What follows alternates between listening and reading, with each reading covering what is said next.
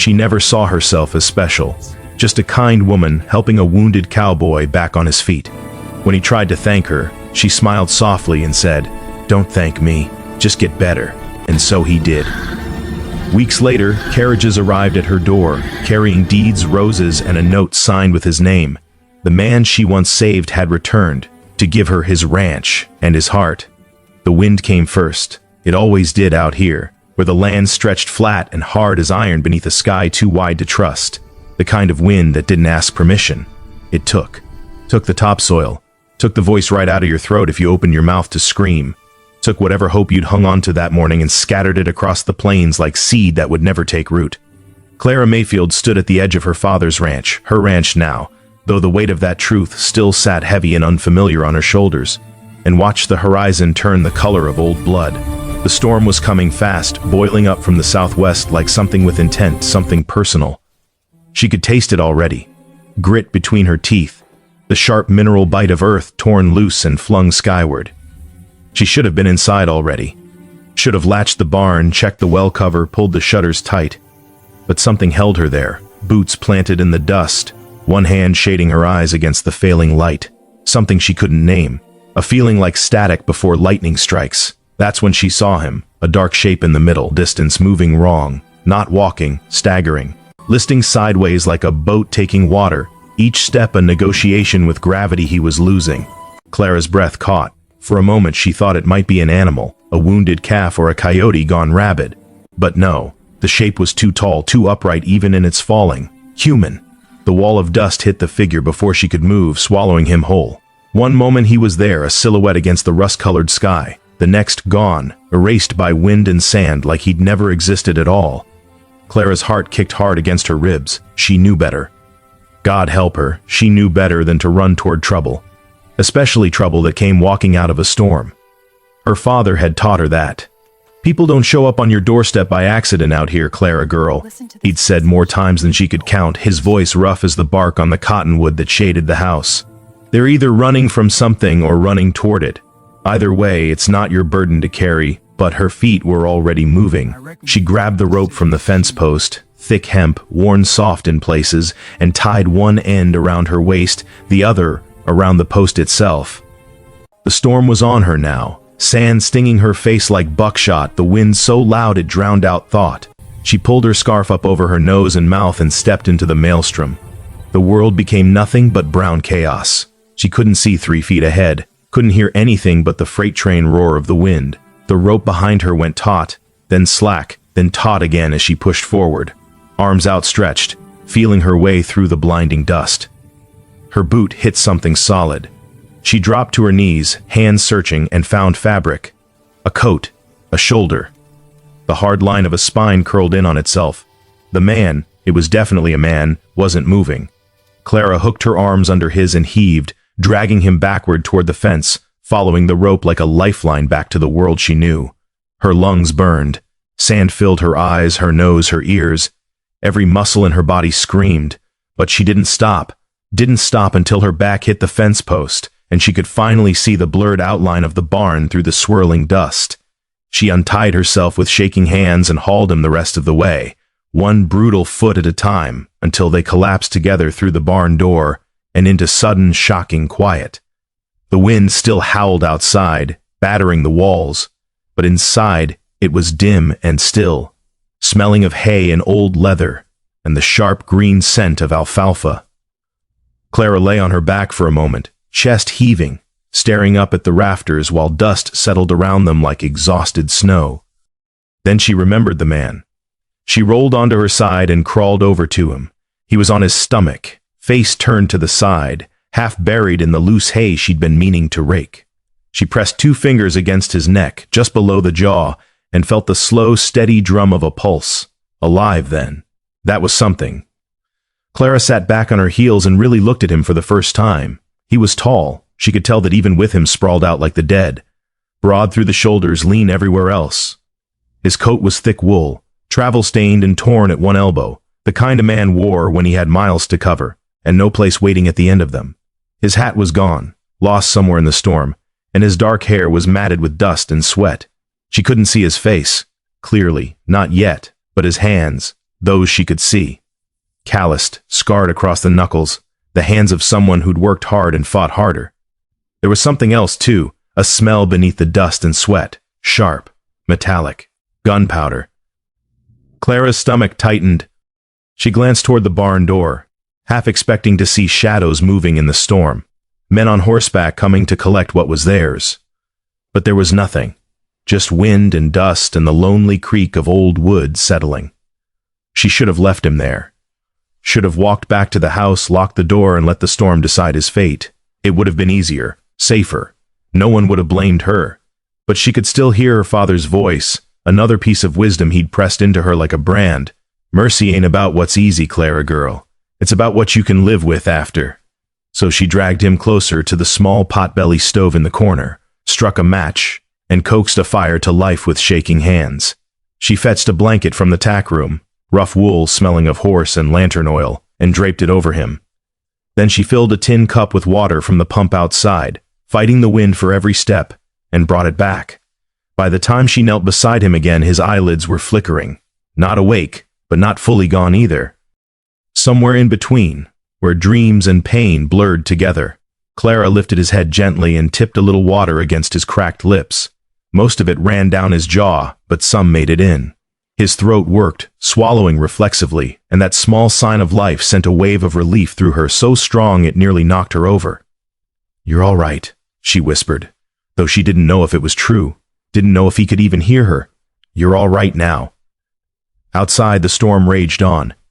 The night stretched long and thin, measured in the crackle of fire and the moan of wind through the cracks in the barn walls. Clara dozed in fits, jerking awake every time the man stirred or the storm rattled the doors. She'd pulled an old crate over beside him and sat with her back against the wall, knees drawn up, watching his chest rise and fall in the firelight. He didn't wake, not fully, but he moved, restless, feverish motion, like he was running from something even in sleep. Once he cried out, a sound so raw and broken it made Clara's throat ache. She leaned forward and pressed her palm against his forehead. Hot, too hot. She fetched more water in a rag, wrung it out, and laid it across his brow. His skin was sun-darkened, weathered in a way that spoke of years spent under open sky. There was a scar along his jawline, faint and old, and another just above his left eyebrow. His face was hard in repose, all angles and shadows, but there was something in the set of his mouth, something that looked almost like regret. Clara wondered what kind of man he was, what kind of life carved lines like that into a person's face. She thought about the last man she'd helped, a drifter, 5 years back, just after her father's accident. He'd come to the door asking for water and a meal, and she'd given him both, fed him at her own table, let him sleep in the barn, even mended a tear in his shirt before he left the next morning. He'd ridden off without a word. No thank you, no backward glance, just gone, like kindness was something he'd expected all along. She told herself it didn't matter, that doing right wasn't about getting something back. But it had stung all the same, stung enough that when the next stranger came knocking, she'd turned him away. This man hadn't come knocking, though. He'd come dying, and that was different. Wasn't it? Clara rubbed her eyes and stood, moving to the barn door. The storm had finally begun to lose its teeth, the wind dropping from a scream to a low, sullen howl. Through the cracks she could see the first pale hints of dawn bleeding into the sky, gray and fragile, like something that might break if you looked at it too hard. She turned back to the man by the fire. His eyes were open. Clara froze. For a long moment neither of them moved. He didn't sit up, didn't reach for a weapon or try to speak. He just looked at her, those eyes, dark and steady and unsettlingly calm, taking her in with the kind of quiet assessment that came from a lifetime of not knowing who to trust. She swallowed hard. "You're awake." He didn't answer right away. His gaze moved slowly around the barn, cataloging the space, the exits, the tools hanging on the walls. When it came back to her, something in it had shifted, not softer exactly, but less guarded, less like he was deciding whether to fight or run. "You pulled me out," he said. His voice was low and rough, scraped raw by dust and thirst. "I did. Why?" The question hung between them, simple and enormous all at once. Clara crossed her arms over her chest, suddenly aware of how she must look, hair tangled, face streaked with dirt, dress torn at the hem. She lifted her chin. Because you would have died. People die out here all the time. Not in my barn, they don't. The corner of his mouth twitched. Not quite a smile, but close. He tried to sit up and winced, one hand going to his ribs. Clara moved forward instinctively, but he waved her off. I'm all right. You're not, she said flatly. You've got a fever and you look half-starved. When's the last time you ate? He didn't answer, which was answer enough. Clara sighed and turned toward the barn door. I'll bring you something. Don't try to stand until I get back. Wait. She paused, glancing back over her shoulder. He was looking at her again, and this time there was something in his face she couldn't quite name. Something raw and guarded, there and gone in the space of a heartbeat. What's your name? He asked. Clara. Clara Mayfield. He nodded slowly, like he was committing it to memory. Thank you, Clara Mayfield. The words were quiet, deliberate, heavy with a kind of sincerity that felt almost painful to hear. Clara's throat tightened. She didn't trust herself to speak, so she just nodded and slipped out into the cold gray morning, leaving him alone with the dying fire and the ghosts of whatever he'd been running from. By the time she returned with a pot of weak broth and half a loaf of yesterday's bread, he'd managed to prop himself up against the wall. The blanket was still draped over his shoulders, and he looked, despite the bruises and the pallor, more human than he had the night before. Less like a ghost. Or like a man who'd simply run out of road. Clara set the pot down between them and handed him the bread. He took it without a word and ate slowly, methodically, like someone who'd learned the hard way not to waste food. She ladled broth into the tin cup and passed it to him. Their fingers brushed, just barely, and she felt the rough heat of his skin against hers. You got a name? She asked, settling back onto the crate. He paused mid-bite, chewing thoughtfully, then swallowed. Elias, he said finally. Elias Ward. Where were you headed, Elias Ward? Nowhere in particular. That's not an answer. It's the only one I've got. Clara studied him. This man who'd appeared out of dust and delirium, who carried the smell of gunpowder and the weight of too many miles. She should have pressed, should have demanded to know what he was running from, what kind of trouble he'd brought to her door. But there was something in the set of his jaw, the way his shoulders hunched just slightly under the blanket, that made her hold her tongue. She'd been alone a long time, long enough to recognize loneliness in someone else. You can stay, she said quietly, until you're strong enough to move on. But I'll need help around here if you do. Fences need mending, the well pump's been sticking, and I've got stock that need tending.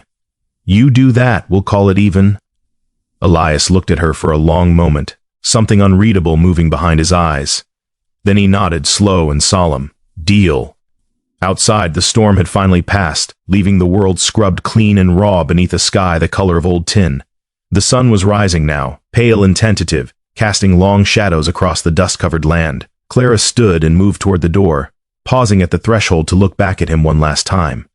He was watching her still, that same quiet intensity in his gaze, and for just a moment she felt the weight of it, the strange, fragile beginning of something neither of them had words for yet.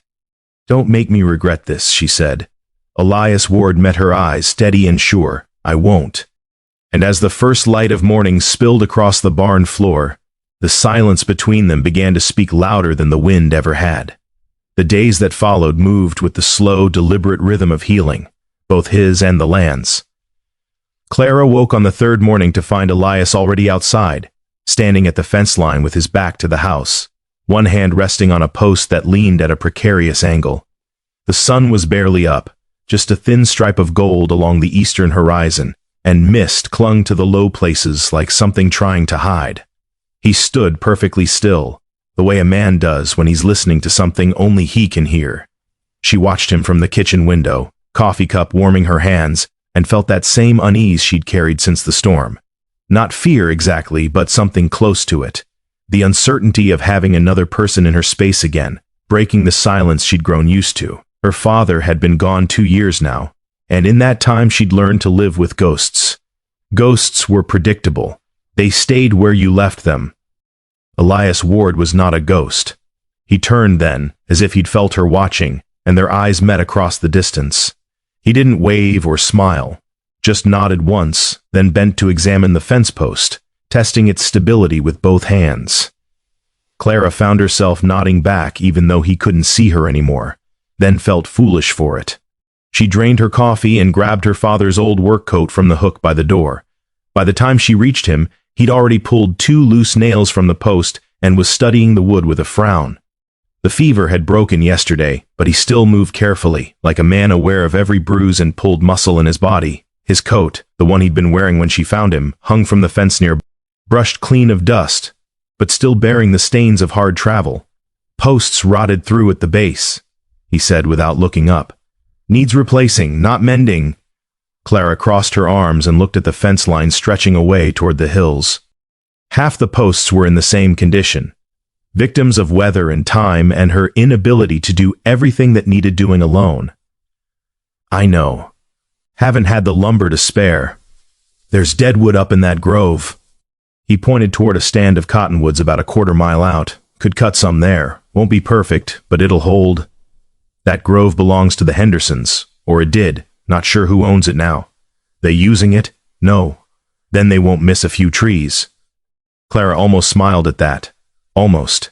Instead, she looked at him properly, at the way his dark hair fell across his forehead, still too long and unkempt, at the hollow places beneath his cheekbones that spoke of too many missed meals. He'd regained some color, but he was still too thin, too worn down, the kind of tired that didn't come from just a few hard weeks. You're not strong enough yet, she said.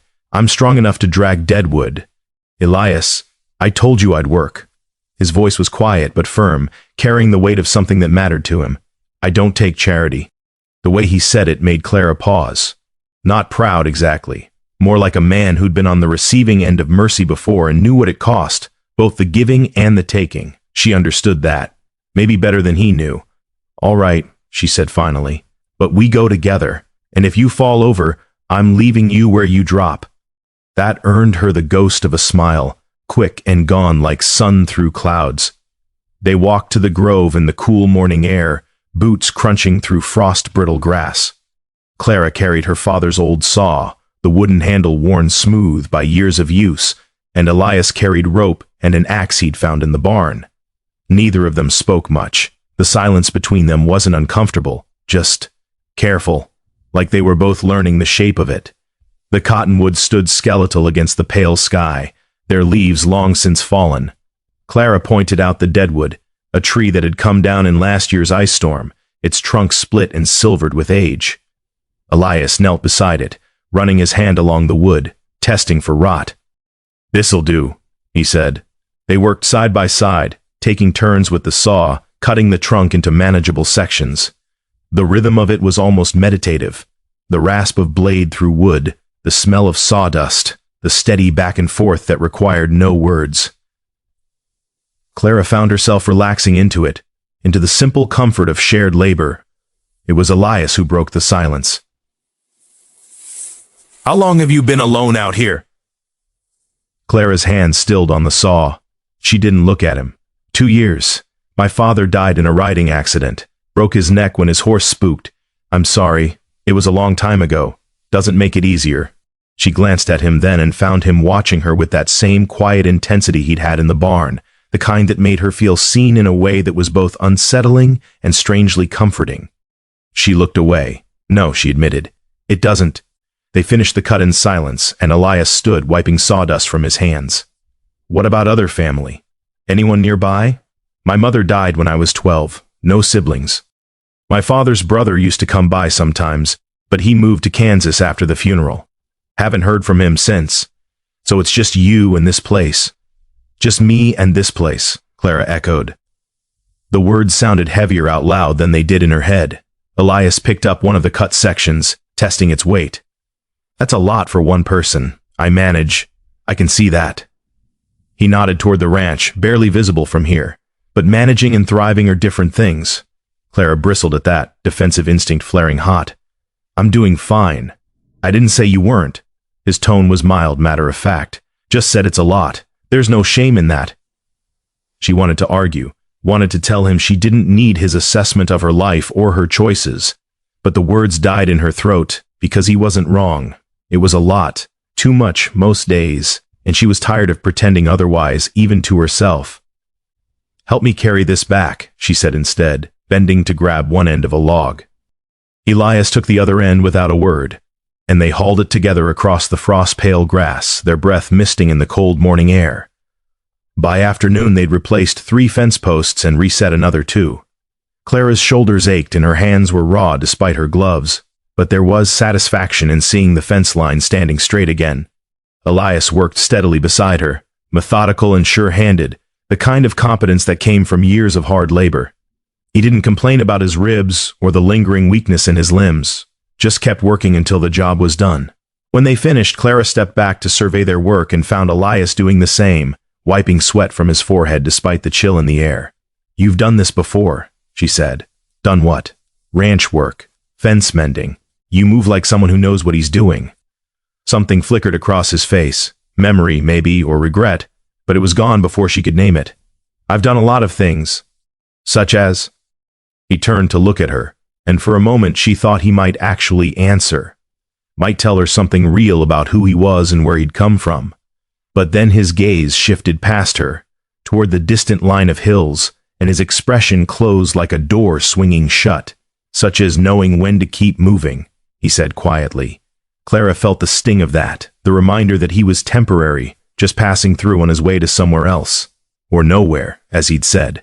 She told herself it didn't matter, told herself she'd known that from the start, but the disappointment sat heavy in her chest anyway. "We should head back," she said, gathering up the tools. "I'll make us something to eat." They walked back to the house in silence, the easy rhythm from earlier now replaced by something more strained. Clara kicked herself for pushing, for asking questions she had no right to ask. He'd made her no promises. She'd asked for none. They had a deal, work for shelter, and that was all. But when she glanced sideways at him, at the set of his shoulders and the way he studied the land like he was memorizing it, she couldn't shake the feeling that there was more to Elias Ward than hard hands and careful silence. Something buried deep that wanted saying but didn't know how. Dinner was simple. Salt pork and beans, cornbread left over from yesterday, coffee strong enough to strip paint. They ate at the small table in the kitchen, the only sound the scrape of spoons against tin plates and the pop of wood in the stove. Clara's father's chair sat empty at the head of the table, the way it had for 2 years, and she found herself acutely aware of Elias sitting in what used to be her mother's place. The house felt different with him in it, smaller somehow, but also more alive, like it was remembering what it had been before loneliness settled into its corners. "This is good," Elias said, breaking the silence. "Thank you. It's just beans." "Still good." Clara looked up and found him watching her again, that steady gaze that seemed to see too much. She busied herself with her coffee, needing something to do with her hands. "You asked earlier how long I've been alone," she said, surprising herself. "Can I ask you the same?" Elias set down his spoon carefully, like he was buying time to think. "Long time," he said finally. "Longer than I'd like, by choice, some of it.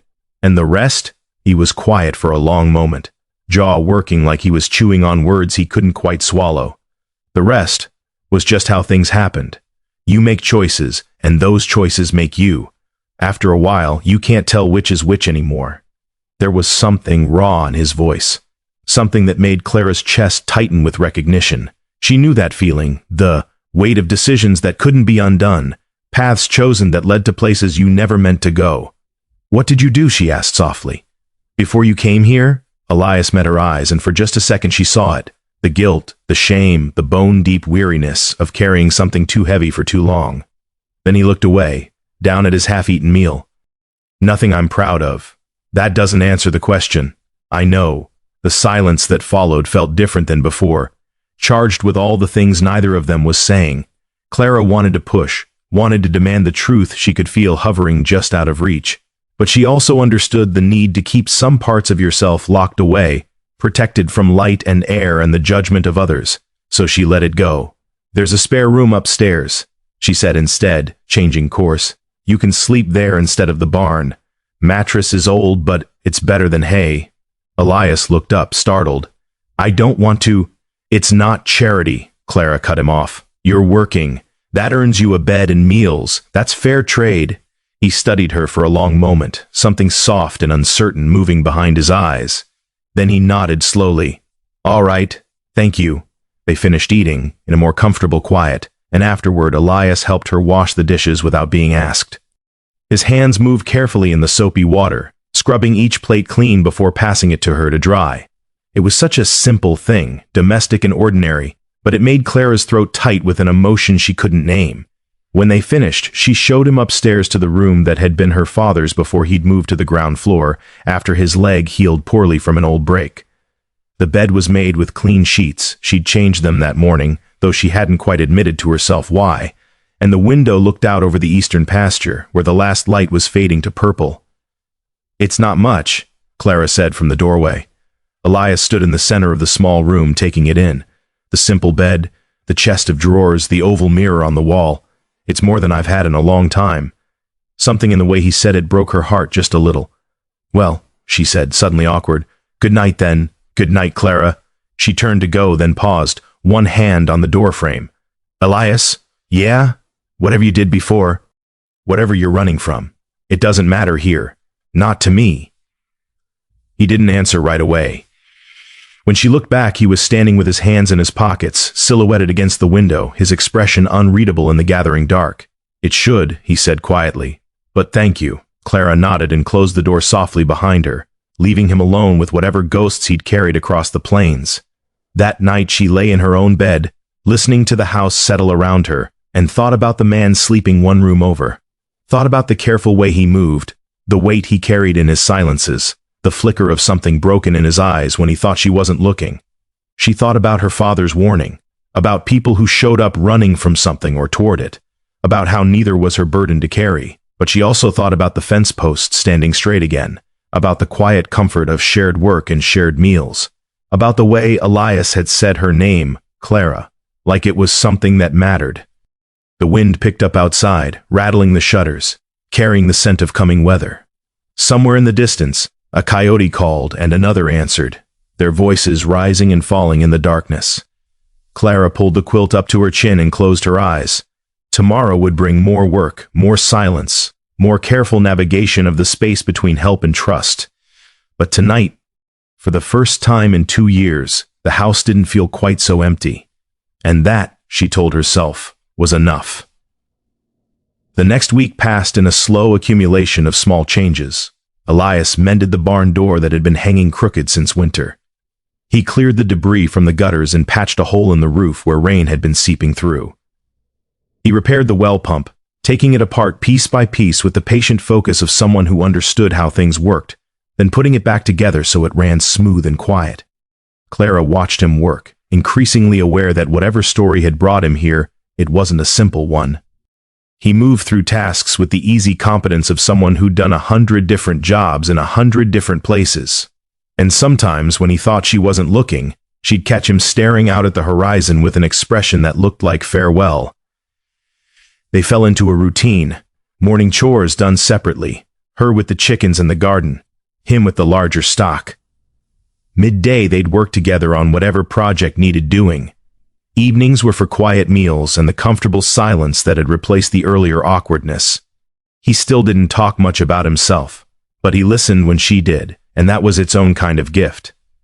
One afternoon, as they worked to clear brush from the irrigation ditch, Clara told him about her father, about his laugh that sounded like rolling thunder, about the way he'd taught her to ride before she could walk, about the stories he'd tell on winter nights about the early days of the territory when everything was wild and new. "He sounds like he was a good man," Elias said, dragging a tangle of dead branches to the burn pile. "He was, hard sometimes, but fair, and he loved this place more than anything. More than anything." Clara paused, wiping sweat from her forehead. "Well, maybe not more than my mother, but close. What was she like?" It was the first time he'd asked her a question about something that wasn't work or weather, and it caught her off guard.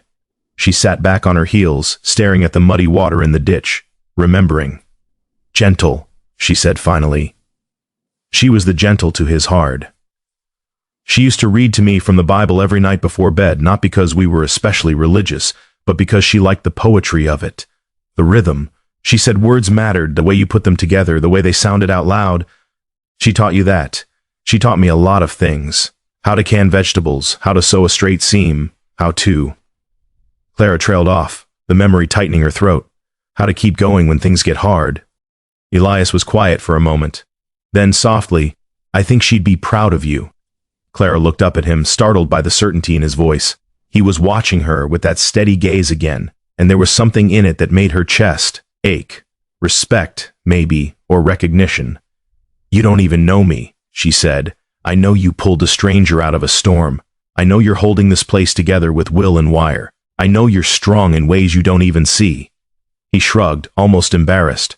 That's enough to know. For a moment, Clara couldn't speak, couldn't do anything but stand there with muddy hands and a heart too full of things she didn't have names for. Then she cleared her throat and turned back to the ditch. Come on, she said roughly. This brush won't clear itself. But she felt his words settle into her like seeds in fertile ground, something warm and fragile beginning to take root. That evening, after dinner, Elias lingered at the table instead of excusing himself to his room the way he usually did. Clara was washing dishes when she heard him clear his throat behind her. Clara? She turned, hands dripping soapy water. Yeah? He was holding something, a small leather-bound book, worn and creased. I found this in the barn. Psalms. Figured it might be yours. Oh. Clara dried her hands and took it from him. That was my mother's. I must have left it out there. When I was... She stopped, the memory of that night coming back. The storm, the stranger, the way everything had changed in the space of a few hours. I was wondering, Elias said, voice careful, if maybe you could read some to me. If that's all right. Your mother was right about the words. They sound nice. Clara looked at him, at the way he stood with his hands in his pockets, slightly awkward, slightly vulnerable. And she understood then, in a flash of sudden clarity, what he was really asking for. Not just the poetry, the connection, the small intimacy of shared words in the quiet evening. I'd like that, she said. They sat in the living room, Clara in her father's old chair and Elias on the worn settee, and she read to him while the fire crackled and the night pressed close against the windows. She chose Psalm 23 first, because it was familiar and comforting, then moved on to others. Some short, some long, her voice finding the rhythm her mother had taught her all those years ago. Elias listened with his eyes closed, head tipped back, and she could see the tension slowly draining from his shoulders, the hard lines of his face softening into something almost peaceful. When she finally closed the book, the fire had burned down to embers and the room was full of shadows. Thank you, Elias said quietly. That was, thank you. Any time, Clara said, and meant it. He stood to go, then paused at the base of the stairs. Clara? Yeah? I meant what I said earlier, about your parents being proud. I wanted you to know that. Before she could respond, he was gone. His footsteps soft on the stairs, leaving her alone with the dying fire, and a warmth in her chest that had nothing to do with the heat. But peace, once found, is rarely allowed to last. 2 days later, a rider came up the road. Clara saw him from the garden, where she was pulling the last of the winter carrots. He was still a fair distance off, but she could tell from the way he sat his horse, stiff-backed and purposeful, that this wasn't a social call. Elias was in the barn, shoeing one of the horses. Clara wiped her hands on her apron and walked out to meet the rider, her heart picking up speed for reasons she couldn't quite name. The man was middle-aged, weathered, with a badge pinned to his vest that caught the afternoon sun. A deputy, then. From where, she couldn't tell yet. He reined in his horse and tipped his hat. Ma'am, can I help you? Hope so. I'm looking for a man. Tall, dark hair, traveling alone. Would have passed through here about a week ago, maybe less. You seen anyone like that? Clara's mouth went dry. She kept her face carefully neutral. Why are you looking for him? He's wanted for questioning in connection with a theft and a killing up in Abilene. Ranch hand turned up dead, money missing. Witness said a man matching this description was last seen near the property. The words hit like stones. Theft. Killing. Clara felt the world tilt slightly, her certainty cracking like ice under pressure. I haven't seen anyone, she heard herself say. The deputy studied her, eyes sharp and assessing. You sure about that, ma'am? Because I heard you've been alone out here for a while. Seems like you'd notice if someone came around. I'm sure. He held her gaze a moment longer, then nodded slowly. All right. But if you do see anyone at all, you let me know. There's a telegraph in town. Name's Deputy Rollins out of Abilene. You remember that? I will... He tipped his hat again and turned his horse. riding back the way he'd come at an easy lope. Clara watched until he disappeared over the rise, her heart hammering so hard she could feel it in her throat. Then she turned and walked to the barn. Elias was still there, bent over the horse's hoof, file in hand. He looked up when she entered, and whatever he saw in her face made him straighten immediately. What happened? There was a deputy here, Clara said, voice tight. From Abilene. He's looking for you. The file slipped from Elias's hand and clattered to the ground, and in the sudden, terrible silence that followed, Clara knew, with a certainty that made her bones ache, that nothing would ever be simple again. The horse shifted its weight, uneasy in the silence that stretched between them like wire pulled taut. Elias didn't move to pick up the file, just stood there, one hand still resting on the animal's flank, his face gone carefully blank in a way that told Clara more than any expression could have. What did you tell him? His voice was quiet, too quiet, that I hadn't seen anyone. Something flickered across his face. Surprise, maybe, or relief. He bent slowly and retrieved the file from the dirt, turning it over in his hands like he was studying it for flaws. Why? Clara crossed her arms, suddenly cold despite the afternoon warmth trapped in the barn. I don't know. Clara, did you do it? The question burst out of her before she could stop it, raw and demanding. Did you steal from someone? Did you kill a man? Elias was quiet for a long moment, his thumb running along the file's worn edge.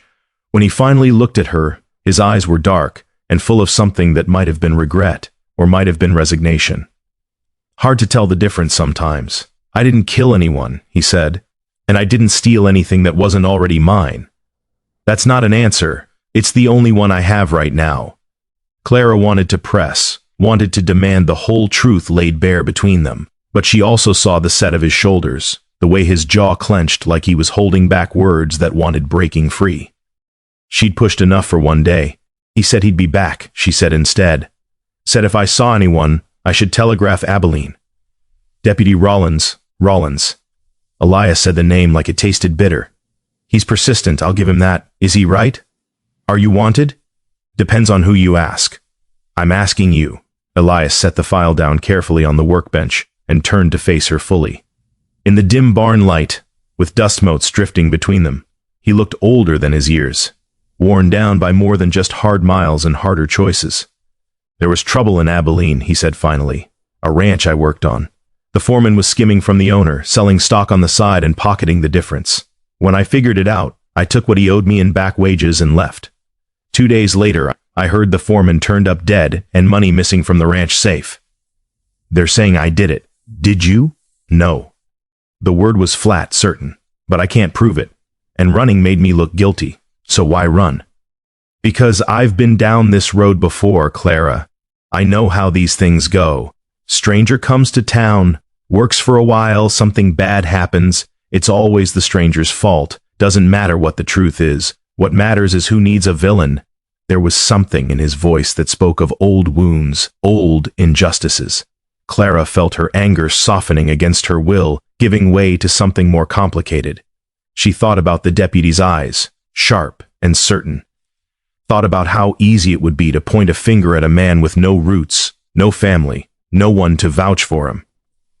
You should have told me, she said quietly. Would you have helped me if I had? That first night? Clara opened her mouth to say yes, then closed it, because honestly she didn't know. Helping a dying stranger was one thing. Harboring a wanted man was another entirely.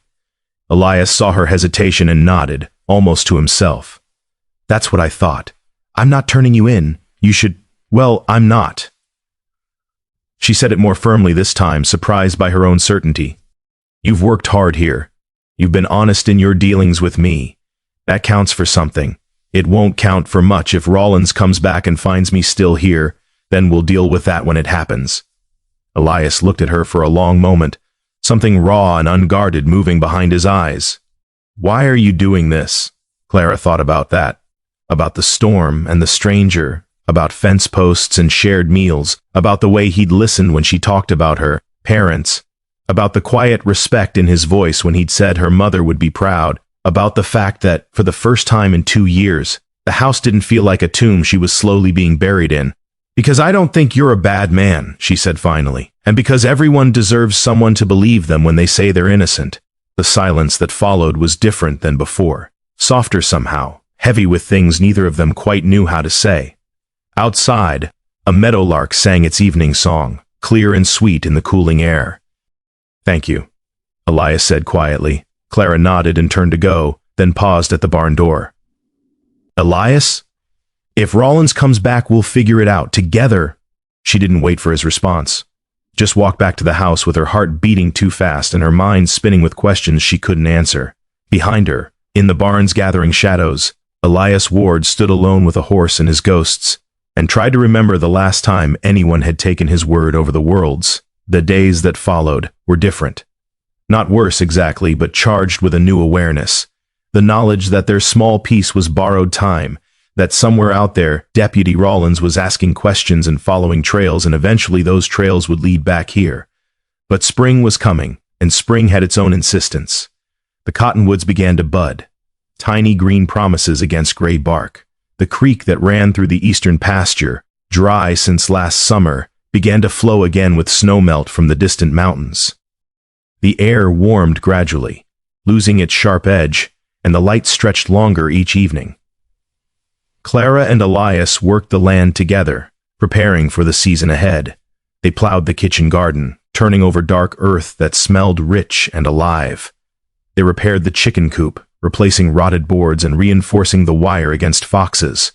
They rode out to check the cattle that had scattered during the winter, counting heads and looking for new calves. It was during one of these rides that Clara began to see him differently. They'd found a calf tangled in brush down by the creek, bawling pitifully, its mother pacing nearby but unable to reach it. Elias dismounted and waded into the thorny mess without hesitation, ignoring the scratches that tore at his arms and face. He worked patiently, carefully, talking to the calf in a low, soothing voice as he freed its legs from the tangle. When he finally lifted the animal clear and set it on solid ground, the calf wobbled to its mother and began nursing immediately, tail flicking with relief. Elias stood there breathing hard, blood trickling from a deep scratch across his cheekbone, and smiled, a real smile, open and unguarded, the kind that transformed his whole face. "There you go, little one," he murmured. "All better now." Clara watched from horseback, something twisting in her chest. This was a man who could have kept riding when they found the calf, could have said it wasn't worth the trouble, that nature would sort itself out. But he hadn't. He'd waded into thorns and blood without a second thought because something needed help and he could provide it. Whatever he'd done or not done in Abilene, this was true too. And truth, Clara was learning, was rarely simple. "You're bleeding," she said as he remounted his horse. Elias touched his cheek and looked at the blood on his fingers with mild surprise. "It's nothing. It's not nothing. We should clean it when we get back." "Yes, ma'am." He said it with a hint of teasing that made her flush. They rode back in comfortable silence, the rescued calf and its mother trailing behind them. The sun was setting, painting the sky in shades of rose and gold, and the land stretched out around them like a promise that might actually be kept. That evening, Clara made him sit at the kitchen table while she cleaned the scratch with whiskey and a clean cloth. He winced but didn't pull away, and she found herself acutely aware of how close they were. Her standing between his knees, her hands steadying his jaw, his breath warm against her wrist. "You didn't have to do that," she said quietly, focusing on her work. Risk getting torn up for a calf seemed important. "Why?" Elias was quiet for a moment. "Because I spent a lot of years not caring about things I should have. Figured it was time to start caring about the things I could." Clara's hand stilled. She looked down at him and found him looking back, and there was something in his eyes that made her breath catch. Something honest and vulnerable and a little bit scared. "All done," she said, stepping back, suddenly needing distance. "Thank you." She busied herself putting away the supplies, her hands not quite steady. When she turned back, Elias was still sitting there, watching her with that quiet intensity she'd come to recognize. "Clara, we should eat," she interrupted, not ready for whatever he'd been about to say. "I made stew." If he was disappointed by the deflection, he didn't show it. Just nodded and helped her set the table, and they fell back into the easy routine they'd built. Two people orbiting each other in a space that felt increasingly too small to contain what was growing between them. The next morning brought a surprise. Clara woke to the sound of hammering and emerged from the house to find Elias in the side yard, constructing something out of rough-cut lumber. She stood on the porch with her coffee, watching as the shape resolved itself into a bench, a simple, sturdy thing with a slatted back and wide seat. When he noticed her watching, he paused, hammer in hand. Thought you could use a place to sit in the evenings. When the weather's nice, you didn't have to do that. I know. He went back to hammering. Clara descended the steps and circled the bench, running her hand along the smooth wood. It was well made, the joints tight and true, the kind of work that took time and attention, the kind of work you did when you cared about the person it was for. It's beautiful, she said. Elias shrugged, suddenly awkward. It's just a bench. It's more than that. He looked up at her then, and for a moment something passed between them, an understanding that had nothing to do with words and everything to do with the thousand small ways people show they matter to each other. Fence posts and cleaned wounds, shared meals and read psalms, a bench built by hand in the morning light. Thank you, Clara said softly. You're welcome. That afternoon, after the chores were done, Clara retrieved her mother's book of psalms from the house. Instead of reading in the living room as they usually did, she led Elias outside to the new bench. They sat side by side, shoulders almost touching, and she read to him while the sun tracked slowly across the sky. When she reached Psalm 121, her voice caught on the words, "The Lord shall preserve thy going out and thy coming in from this time forth, and even forevermore." She stopped reading, her throat suddenly tight with emotion she couldn't name. Beside her, Elias sat very still. "You all right?" he asked quietly. "I don't want you to go." The words surprised her as much as they seemed to surprise him. She hadn't meant to say them, hadn't even fully acknowledged the feeling until it was spoken aloud, but now it was there between them, raw and honest and impossible to take back. "Clara, I know you have to," she continued, staring down at the book in her lap. "I know Rollins will come back eventually, and when he does, you'll need to be gone. I know that, but I don't want you to." Elias was quiet for a long moment. Then carefully, as if reaching for something fragile, he placed his hand over hers. His palm was warm and rough with calluses, and his fingers wrapped around hers with surprising gentleness. "I don't want to go either," he said. Clara looked up at him, at the way the afternoon light caught in his dark eyes, at the scratch on his cheek that was already beginning to heal, at the face she'd come to know through quiet mornings and shared work, a face that had started to feel like home in a way she hadn't expected and didn't quite know what to do with. "Then don't," she whispered. "It's not that simple." "Why not?" "Because I'm not free, Clara. Not yet. I've got a shadow following me, and until I can step out from under it, I'm no good to anyone. Especially not to you." "What if I don't care about that?" "You should." "Well, I don't." Elias's hand tightened on hers, and she saw something flicker across his face. Hope, maybe, or fear, or some complicated mixture of both. "If I stay, and Rollins finds me here, it'll bring trouble to your door. More than you deserve. Let me worry about what I deserve." "Clara, stay," she said again, more firmly this time, "at least through spring. Help me get the planting done. Help me get this place ready for summer. Then, if you still need to go, go. But don't leave because you think you're protecting me. I'm stronger than you think." He searched her face, looking for something. Certainty, maybe, or permission. Whatever he found there seemed to settle something in him, because after a moment he nodded slowly. "Through spring," he said. "Through spring." It wasn't a promise of forever. It wasn't even a promise of next month. But it was something, and right now, something felt like enough. They sat together on the bench as the sun sank lower, her hands still held in his, and Clara read the rest of the psalm in a voice that shook only slightly. When she finished, Elias didn't let go, just sat there with her in the cooling evening air, holding her hand like it was something precious he was afraid of breaking. The days grew longer and sweeter. They planted the garden together, rows of beans and squash, tomatoes and peppers, carrots and greens. Clara taught him how deep to plant each seed, how far apart, how much water. He worked beside her with patient focus, his hands in the dark earth, and she found herself stealing glances at him when she thought he wasn't looking. He caught her once, and instead of looking away, he smiled. Not the quick, guarded smile she'd seen before, but something warmer, something that made her heart skip. In the evenings, after supper, they'd sit on the bench he'd built and watch the sky change colors. Sometimes she'd read to him. Sometimes they'd just sit in comfortable silence, listening to the world settle into night. Once, a storm rolled in from the west, and they stayed outside until the first fat drops of rain began to fall, laughing as they ran for the house, soaked and breathless by the time they tumbled through the door. Clara couldn't remember the last time she'd laughed like that. Full and free and uncomplicated. One afternoon, while mending harness leather on the porch, Elias asked her about the books on the shelf in the living room. My father couldn't read much, Clara said, threading a needle. But he liked the idea of books. Said they made a house feel civilized. Most of them were my mother's. Did she read to you? Besides the Psalms? All the time. Poetry mostly. Longfellow, Whitman. She had the whole of Leaves of Grass memorized, I think. Clara smiled at the memory. She used to recite it while she worked. Drove my father crazy because he couldn't understand half of it.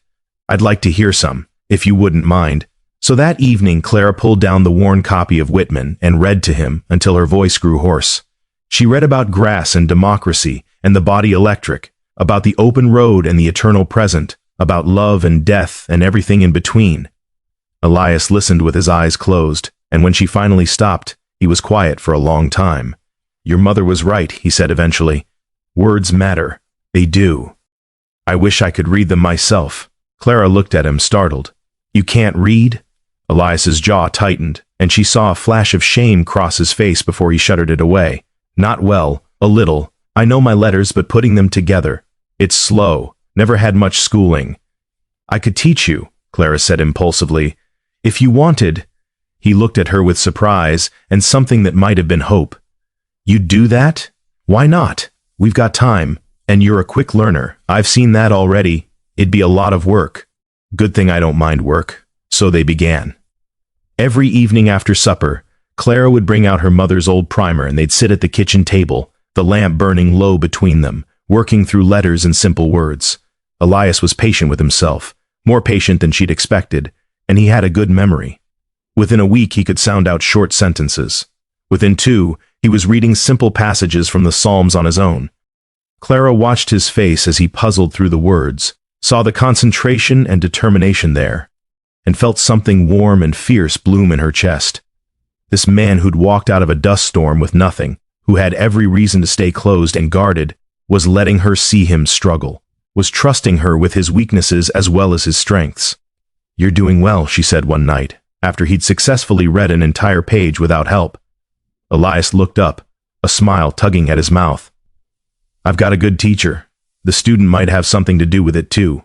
They held each other's gaze across the table, the lamp casting warm shadows on their faces, and Clara felt the air between them thicken with something unspoken, something that had been building for weeks now, growing stronger with each shared moment, each small intimacy. Elias reached across and took her hand, his thumb brushing across her knuckles. Clara, A sound outside, hoofbeats on the road coming fast. They both froze. Elias's hand tightened on hers for just a moment. Then he released it and stood, moving to the window. Clara's heart hammered as she joined him, peering out into the darkness. A single rider, silhouetted against the moonlit sky. Not the deputy. Clara could tell that much from the way he sat his horse, loose and easy rather than stiff with authority. As the rider drew closer, she recognized him. It's Tommy Henderson, she said, relief flooding through her. From the neighboring ranch, Elias stepped back from the window, tension still visible in the set of his shoulders. I should go upstairs. No, wait. Tommy's harmless. He's probably just... A knock at the door cut her off. Clara glanced at Elias, who nodded once. Trust and permission wrapped into a single gesture. She opened the door to find Tommy Henderson standing there, hat in hand, his young face earnest and apologetic. Evening, Miss Clara. Sorry to bother you so late. It's all right, Tommy. What brings you out here? Ma sent me to warn you. There's word in town that Deputy Rawlins is coming back through, asking more questions. He's been to the Henderson place, the Marstons, the Coopers, working his way through all the ranches out this direction. Tommy shifted his weight, uncomfortable. Ma thought you should know. In case anyone's been around that shouldn't be. Clara kept her face carefully neutral, aware of Elias standing just out of sight in the shadow of the staircase. Thank you for letting me know. Tell your mother I appreciate it. Yes, ma'am. Tommy hesitated, then added quietly, Ma also said to tell you that if you needed anything, anything at all. We're just over the ridge, and we don't ask questions we don't need answers to. Clara's throat tightened with gratitude. Thank you, Tommy. He nodded, settled his hat back on his head, and swung back up into the saddle. Clara watched him ride off into the darkness, then closed the door and turned to find Elias standing in the lamplight, his face grave. He's coming back, Elias said. So it seems I should leave tonight, before he gets here. No, Clara said it with more force than she'd intended. No, we agreed. Through spring. That's what you promised. Clara, if he finds me here, then we'll deal with it. She crossed to him, stopping close enough to see the conflict in his eyes. You said you didn't kill anyone. You said you didn't steal anything that wasn't yours. I believe you. And if Rollins wants to accuse you, he can do it to your face, with me standing right there. You don't know what you're saying. I know exactly what I'm saying. I'm saying I'm not letting you run again. Not yet. Not until we've at least tried to tell the truth. Elias stared at her for a long moment, and she watched something shift behind his eyes, resistance, giving way to something softer, more vulnerable. He lifted one hand and brushed his knuckles against her cheek, so gentle it made her breath catch. How did I get so lucky, he murmured, to collapse in front of your barn that night? Luck had nothing to do with it, Clara whispered back. For a heartbeat, she thought he might kiss her, thought he might close the distance between them and turn all this careful circling into something direct and undeniable. She could see the want in his eyes, could feel it mirrored in her own racing pulse. But instead, he stepped back, letting his hand fall away.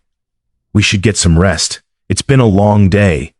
Clara nodded, trying to ignore the disappointment that curled in her chest. Yeah, long day.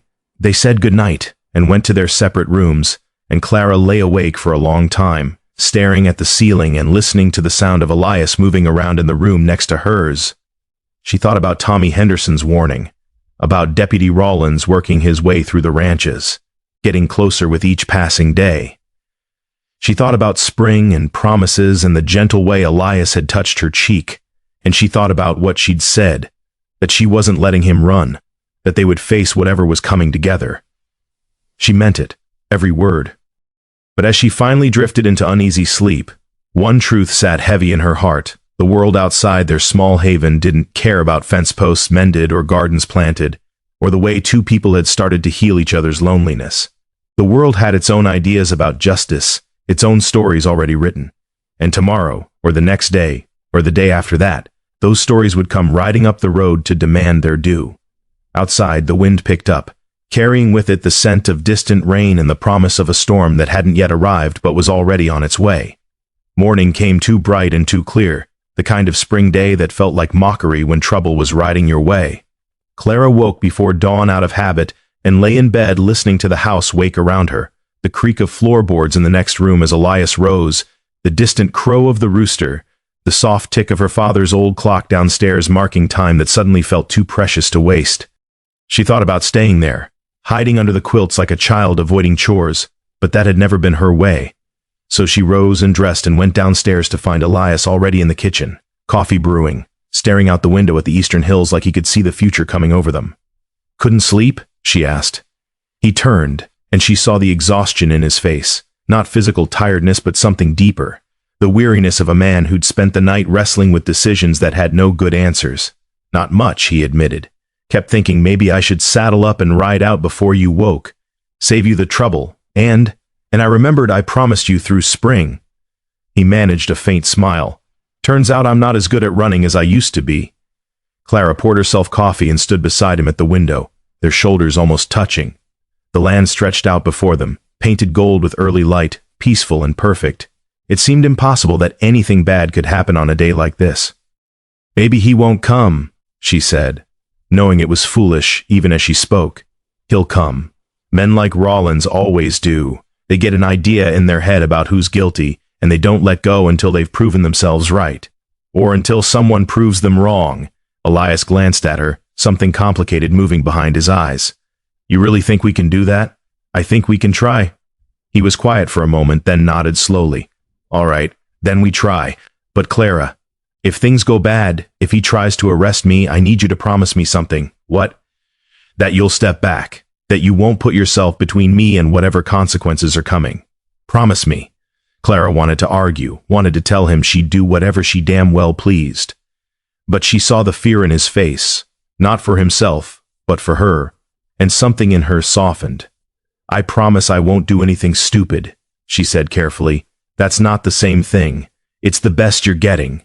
Elias shook his head, but there was a hint of affection beneath the exasperation. "You're stubborn, you know that?" "I've been told." She set down her coffee cup. "Come on, let's do the morning chores. No sense standing around waiting for trouble like it's a dinner guest." They fell into their routine. Chickens fed, eggs collected, horses watered and turned out to pasture. The physical work helped settle Clara's nerves, gave her hands something to do besides shake. Elias worked beside her with his usual quiet competence, but she could see the tension in him, the way his gaze kept drifting to the road, watching. They were in the barn, forking hay into the stalls when they heard it, hoofbeats, multiple horses coming at a steady pace. Clara's heart lurched. She dropped the pitchfork and moved to the barn door, Elias right behind her. Through the morning light she could see them, 3 riders this time, not one. The lead horse carried Deputy Rollins, his badge catching the sun. The other 2 men looked like ranch hands pressed into service as deputies, uncomfortable in their borrowed authority. 3, Elias said quietly. "He's not taking chances this time." "Stay here," Clara said. "Let me talk to him first." "Clara, please, just let me try." Before he could argue, she was already walking out into the yard, wiping her hands on her work apron, arranging her face into an expression of mild curiosity rather than the fear that churned in her gut. Rollins reined in his horse about 20 feet from her, the other 2 men flanking him like an honor guard. Up close, in full daylight, the deputy looked harder than she remembered. Weathered face, cold eyes, the kind of man who saw the world in simple terms of law and lawlessness, with nothing in between. "Miss Mayfield," he said, touching his hat brim. "We meet again, deputy.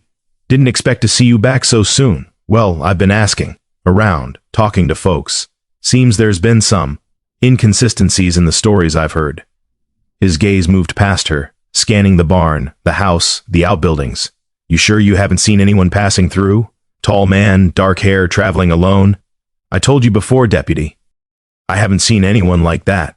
"Funny thing." Rollins shifted in his saddle, leather creaking. "Tommy Henderson said he rode out here last night to warn you I was coming. Said he saw lamplight in your house. 2 shadows moving around inside. Now, unless you've taken to making shadow puppets for entertainment, that suggests you've got company." Clara's mouth went dry. "Damn Tommy and his helpful observations. I don't see how that's any of your business. It's my business when I'm tracking a wanted man, and I told you I haven't seen him. Then you won't mind if we take a look around." It wasn't a question. Rollins was already dismounting, the other 2 men following his lead. "Actually, I do mind." Clara stepped forward, putting herself between them and the barn. "This is my property, and you've got no right to search it without cause. I've got plenty of cause. I've got a witness who puts a man matching my suspect's description in this area. I've got your nervous behavior and obvious lies. And I've got the authority of the Territorial Marshal's office." Rollins's voice hardened. "Now you can step aside willingly, or I can have my men remove you. Your choice." Behind her, Clara heard the barn door creak open. Her heart sank even as she turned to see Elias emerge into the sunlight, hands visible and empty, his face calm in a way that looked almost peaceful. "No need for that, deputy," Elias said. "I'm right here."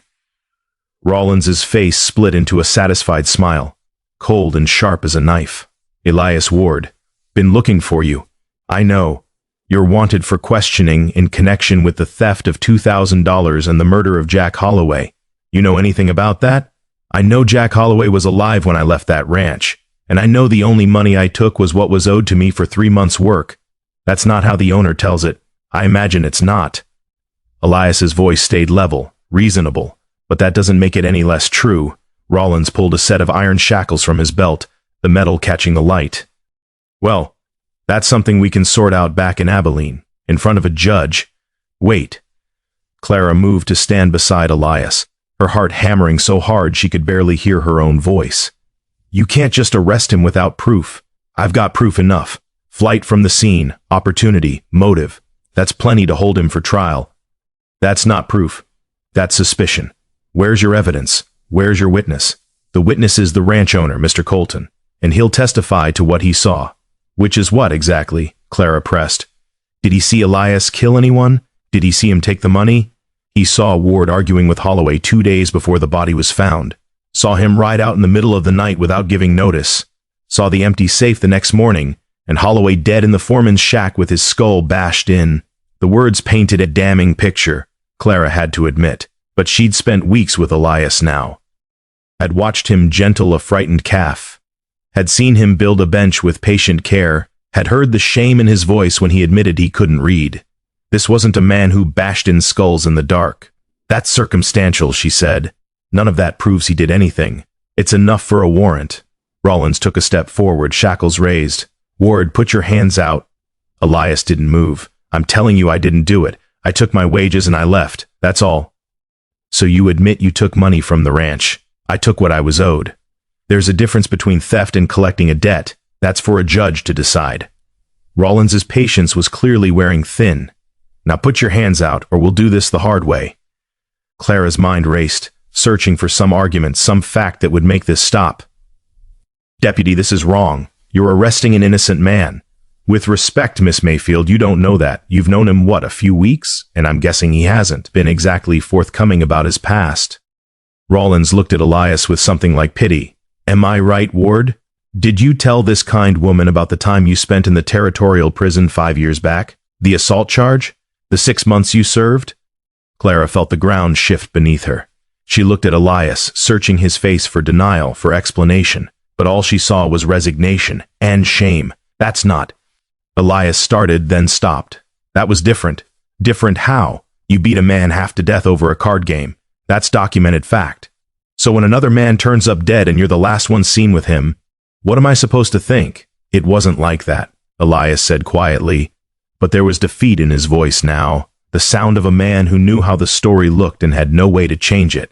Clara's head spun. Prison. Assault. 6 months served. Why hadn't he told her? Why had he let her trust him, let her care about him, without knowing the full truth? But even as the questions burned through her, another part of her, the part that had watched him work these past weeks, that had seen the gentleness in his hands and heard the honesty in his voice, refused to believe he was capable of murder. Tell me, she said, turning to face him fully. Tell me about the card game. Tell me what really happened. Elias met her eyes, and the naked vulnerability there nearly broke her. I was young and drunk and stupid. A man accused me of cheating, pulled a knife. I defended myself, hit him harder than I meant to. He lived, but I did time for it. That's the truth, Clara. All of it. And in Abilene, what's the truth there? The truth is I didn't kill Jack Holloway. But I can't prove it. The foreman, the one who was skimming money, he disappeared the same night.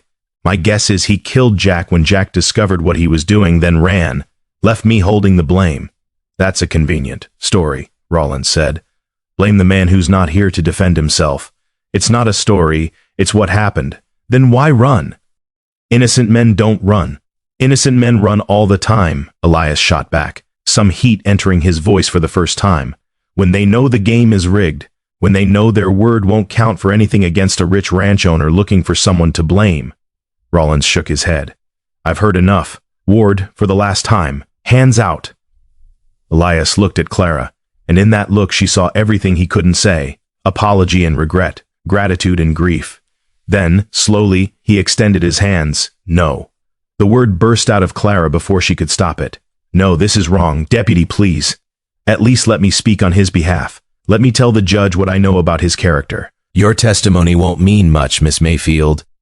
You're not exactly an impartial witness. Why not? Because I gave him shelter? Because I believe him when he says he's innocent? Because you're clearly involved with him. Rollins said it matter-of-factly, but the implication stung like a slap. A woman alone, a man like this, people will talk. Your word won't carry weight. Then let them talk. Clara's voice rose, anger replacing fear. I don't care what people say. I care about the truth. And the truth is that Elias Ward has been nothing but honest and hardworking since he came here. He's mended my fences and repaired my barn. He's rescued livestock and helped me prepare for spring planting. He's been kind and respectful and decent. That's the man I know, and that man is not a murderer. The yard fell silent except for the wind moving through the cottonwoods and the nervous shift of horses. Rollins studied her for a long moment, something that might have been respect flickering across his hard features. "I believe you believe that," he said finally. "But belief doesn't change the facts, and the facts say he's got questions to answer in Abilene." He snapped the shackles around Elias's wrists with a sound like finality. Clara felt something crack inside her chest, not quite breaking but splintering, spreading fractures through her carefully held composure. She watched as one of the other deputies brought up a spare horse for Elias to ride, watched as they helped him mount with his hands bound in front of him. Elias looked down at her from horseback, his face grave. "Clara, don't!" She cut him off, blinking back tears she refused to let fall in front of these men. "Don't say goodbye. This isn't over. You should let it be. There's nothing you can do. Watch me." Despite everything, the shackles, the deputy, the weight of accusation, Elias smiled, sad and proud and full of something that looked like love, though neither of them had said the word. "Thank you," he said quietly, "for believing me, for everything." Then Rollins was turning his horse, and the deputies were falling in around Elias, and they were riding away across the pale morning grass. Clara stood in the yard and watched them go, watched until they disappeared over the ridge, and there was nothing left but dust settling in the empty road and the harsh call of a hawk circling overhead. Only then did she let herself sink down onto the porch steps, her legs suddenly too weak to hold her. Her hands were shaking, her breath came in short, sharp gasps. But her mind was already working, already planning. Rollins was wrong about one thing. There was something she could do. Maybe her word wouldn't carry weight in a formal sense. Maybe the law would see her as too involved, too biased. But there had to be someone who would listen. Someone who cared more about truth than convenience. She thought about what Elias had said, about the foreman who disappeared, about the real thief getting away while an easier target took the blame. If that was true, if there was any evidence to support it, she'd find it. Clara pushed herself to her feet, wiping her eyes roughly with the back of her hand. The morning chores still needed doing. The animals didn't care about injustice or false accusations. They needed feeding and tending regardless. So she did those things, moving through the familiar tasks with mechanical precision while her mind raced ahead. By afternoon, she'd made her decision. She changed into her best dress, the dark blue one with the modest collar that her mother had always said made her look respectable and serious. She pinned her hair up carefully, studying her reflection in the dusty mirror. She looked older than her years, she thought, harder, but also more determined. That would have to be enough. She saddled her horse and rode into town, a plan forming with each mile that passed beneath her. She'd go to the telegraph office first, send a wire to the territorial marshal in Abilene asking about the case, about this Mr. Colton and the missing foreman. Then she'd talk to anyone who'd listen, the local sheriff, the mayor if necessary, even the minister at the church her mother used to attend. Someone had to care about justice, about truth, about the difference between convenient guilt and actual guilt, and if they didn't, well, she'd make them care. The town of Sweetwater sat small and dusty under the afternoon sun. A collection of weathered buildings clustered around a main street that ran from the saloon on one end to the general store on the other. Clara hitched her horse outside the telegraph office and pushed through the door into the dim, paper-cluttered interior. The telegraph operator, a thin man named Morris who'd known her father, looked up from his desk with surprise. "Miss Clara, wasn't expecting to see you today. I need to send a wire to Abilene, to the territorial marshal's office." Morris's eyebrows rose. "That's a pretty specific request. Everything all right out at your place?" "No, but it will be." She pulled out the carefully worded message she'd composed on the ride-in. "I need to know about a ranch foreman who went missing around the same time as a murder. Name would be." She paused, realizing Elias had never mentioned the foreman's name. "I don't know his name, but the ranch is owned by someone named Colton, and the victim was Jack Holloway." Morris took the paper and studied it, his expression growing more concerned. "Miss Clara, I hate to pry, but this sounds like you're involving yourself in some serious business. I'm involving myself in trying to keep an innocent man from hanging for something he didn't do. This about that fellow Rollins took away this morning. Word travels fast in a small town. Yes, it's about him." Morris was quiet for a moment, then nodded slowly. "Your father was a good man, fair and honest. If he taught you right, and I suspect he did, then I reckon you know what you're doing."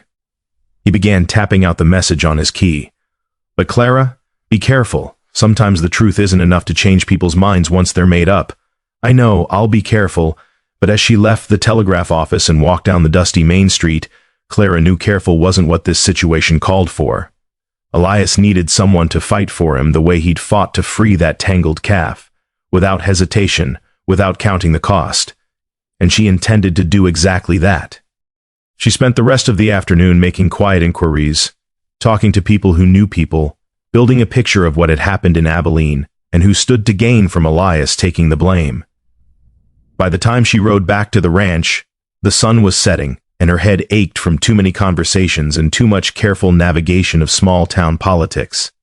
But she'd learned things, important things. Mr. Colton, the ranch owner, was in financial trouble, had been for over a year. Several people mentioned it, usually in the cautious way folks talked about other people's misfortunes, and the foreman, whose name was Graves, had been in charge of the ranch's books.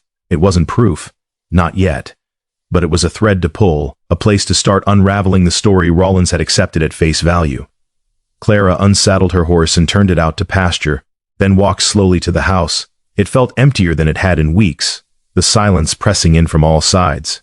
No sound of hammering from the barn, no smell of coffee brewing, no quiet presence reading slowly through psalms at the kitchen table. She lit a lamp against the gathering darkness and sat down at that table, pulling out paper and pencil.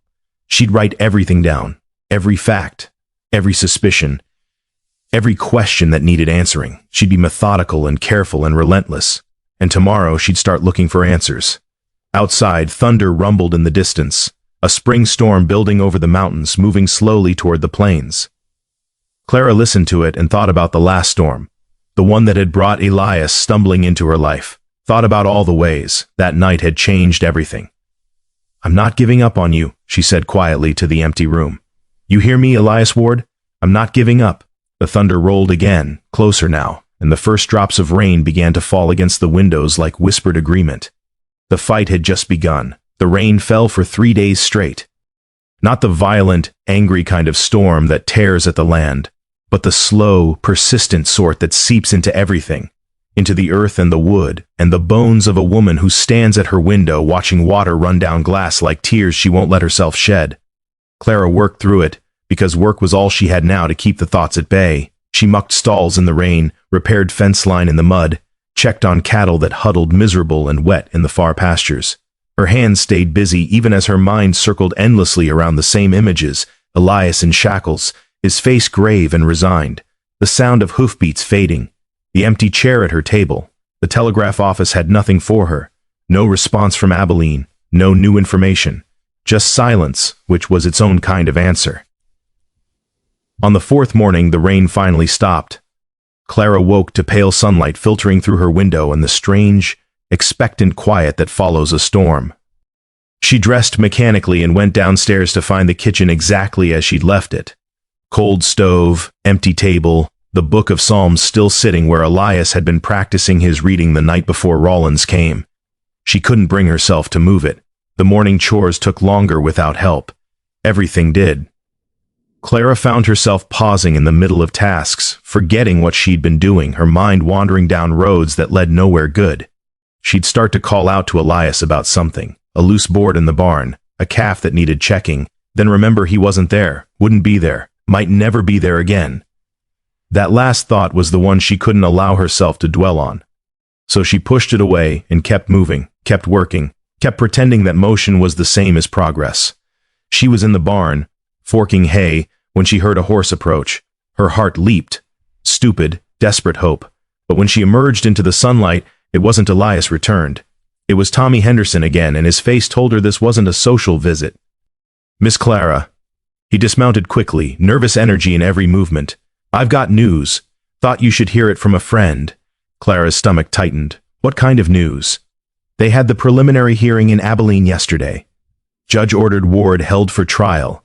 Set bail at $5,000, which might as well be $5 million for a man with nothing." Tommy's young face was troubled. Ma heard it from the Coopers, who heard it from someone who was there. "They're saying the evidence is strong.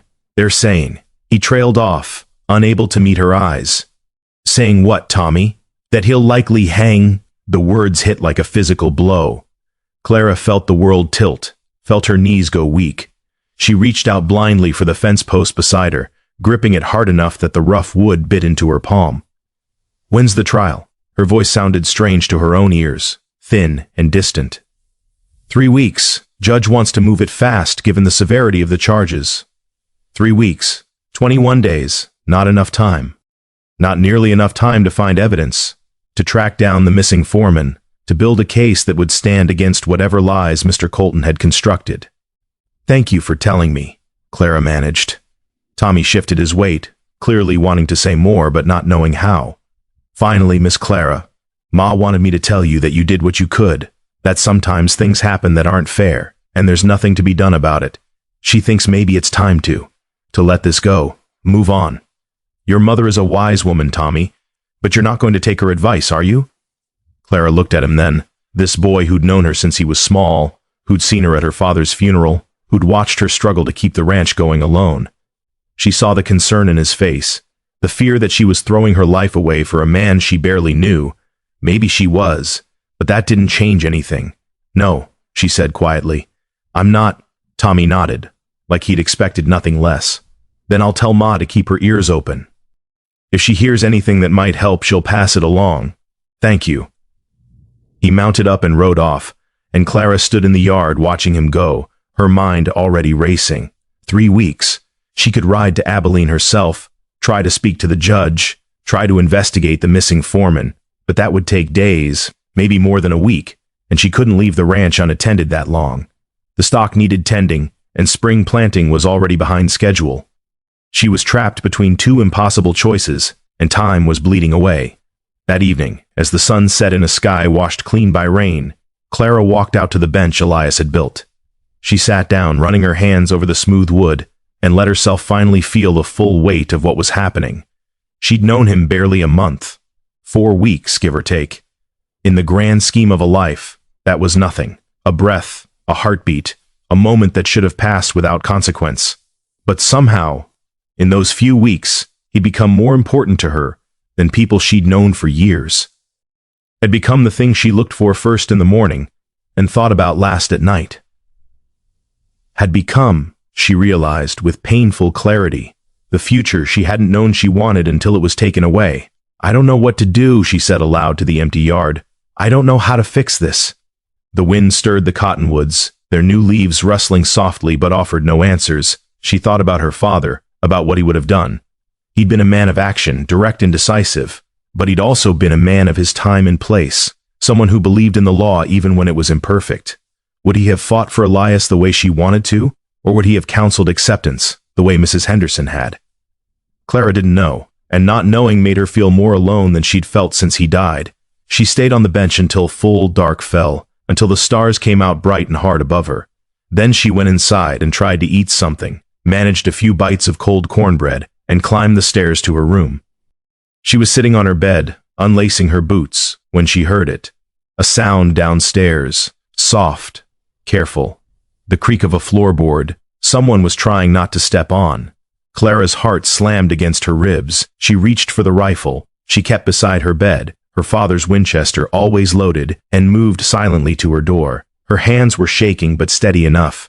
She eased the door open and crept to the top of the stairs, peering down into the darkness below. A shape moved in the kitchen, tall, broad-shouldered, familiar. Elias? His name came out as barely a whisper. The shape froze.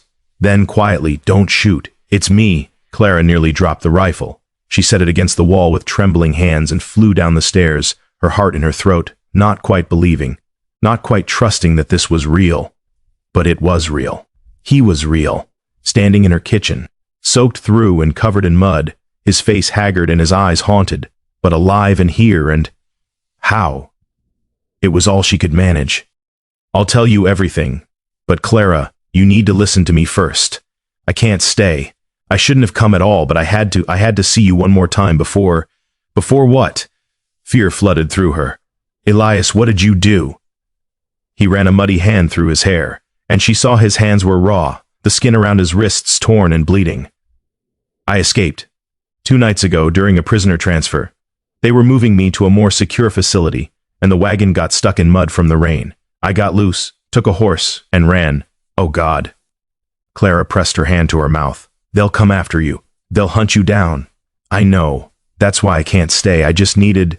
His voice cracked. I needed to tell you goodbye properly, and to tell you I'm sorry for bringing all this trouble to your door, for not being honest about my past, for letting you care about someone who's only ever going to disappoint you. Stop. Clara crossed the distance between them and grabbed his jacket with both hands. Stop talking like that. You didn't disappoint me. You showed up when I needed someone, and you worked hard, and you were kind, and you made me feel less alone. That's not nothing. That's everything. Clara, and I don't care that you escaped. I'm glad you did, because that trial was going to be a sham, and we both know it. Elias looked down at her, and in the dim light she could see tears tracking through the dirt on his face. You shouldn't be glad. You should be telling me to leave and never come back. You should be protecting yourself. I don't need protecting. What I need is for you to tell me what you're going to do now. Run. Head west maybe, or north to Canada. Somewhere they won't find me. He said it flatly, without hope, like a man reciting his own death sentence. Start over with a new name. Try to build something that doesn't have this shadow hanging over it. Alone. Alone, he confirmed. Clara's grip tightened on his jacket. What if you didn't have to be? What are you? No. Understanding dawned on his face, followed immediately by horror. No, Clara, absolutely not. You are not coming with me. Why not? Because you have a life here, a home, land that's been in your family. You can't just throw all that away for what? For you? She heard the edge in her own voice, sharp with something that might have been anger or might have been grief. Why is it that you get to decide what I throw away, what I value? Because I know what that life is. I've lived it. Always looking over your shoulder, never staying anywhere long enough to belong, trusting no one. It's no life at all, Clara. I won't do that to you. You're not doing anything to me. I'm making a choice. Then make the right choice. He pulled gently free of her grip and stepped back, putting distance between them. Stay here. Let me go. In a few months, maybe a year, you'll forget about me. You'll meet someone else, someone who can give you the life you deserve, someone who's not running from the law. I don't want someone else. The words hung in the air between them, raw and honest and impossible to take back. Clara saw them land, saw Elias flinch like they'd struck him physically. Clara, he said, his voice rough with emotion. Don't what? Don't tell you the truth? Don't admit that these past few weeks have meant more to me than the last 2 years combined? Don't say that I care about you more than I care about this land or this house or my reputation or any of it? Yes, don't say any of that. Because it just makes this harder. Good. Clara felt something fierce and reckless rising in her chest. It should be hard. Leaving should cost something. Otherwise, what was any of it worth? Elias stared at her, and she watched him fight himself, watched duty and desire war across his face. For a moment she thought he might close the distance between them, might pull her into his arms and say, yes, let's run together, let's take our chances against the world. But then his shoulders sagged, and she knew she'd lost. I can't let you do this, he said quietly. I care about you too much to let you ruin your life for me. That's not your decision to make. Someone has to make it, and you're not thinking clearly. He moved toward the door, each step obviously costing him. I'm leaving now, before anyone sees I was here, and I need you to promise me you won't try to follow. I won't promise that. Clara, no. You don't get to walk into my life, make me care about you, and then tell me how to feel or what to do. You want to leave? Fine, leave. But don't expect me to promise I'll just accept it. They stood facing each other across the kitchen, her defiant, him determined, and the silence stretched between them, heavy with everything they weren't saying. Finally, Elias moved, but instead of going to the door, he crossed to her in 3 quick strides and pulled her against him, one hand cupping the back of her head, the other wrapped around her waist. He held her like she was something precious and breakable, like he was trying to memorize the shape of her against him. Clara's arms went around him automatically, her face pressed against his chest, feeling his heart hammer against her cheek. He smelled of rain and mud and horse and exhaustion, and underneath it all, something that was just him. Wanted to hold on forever, to refuse to let go until he changed his mind. But she could feel the goodbye in the way he held her, the finality of it. I'm sorry, he murmured against her hair. For all of it. But mostly I'm sorry that I can't be the man you deserve. You already are, Clara whispered back. He pulled away then, gently but firmly, and this time she let him go. He moved to the door, paused with his hand on the latch, and looked back at her one last time.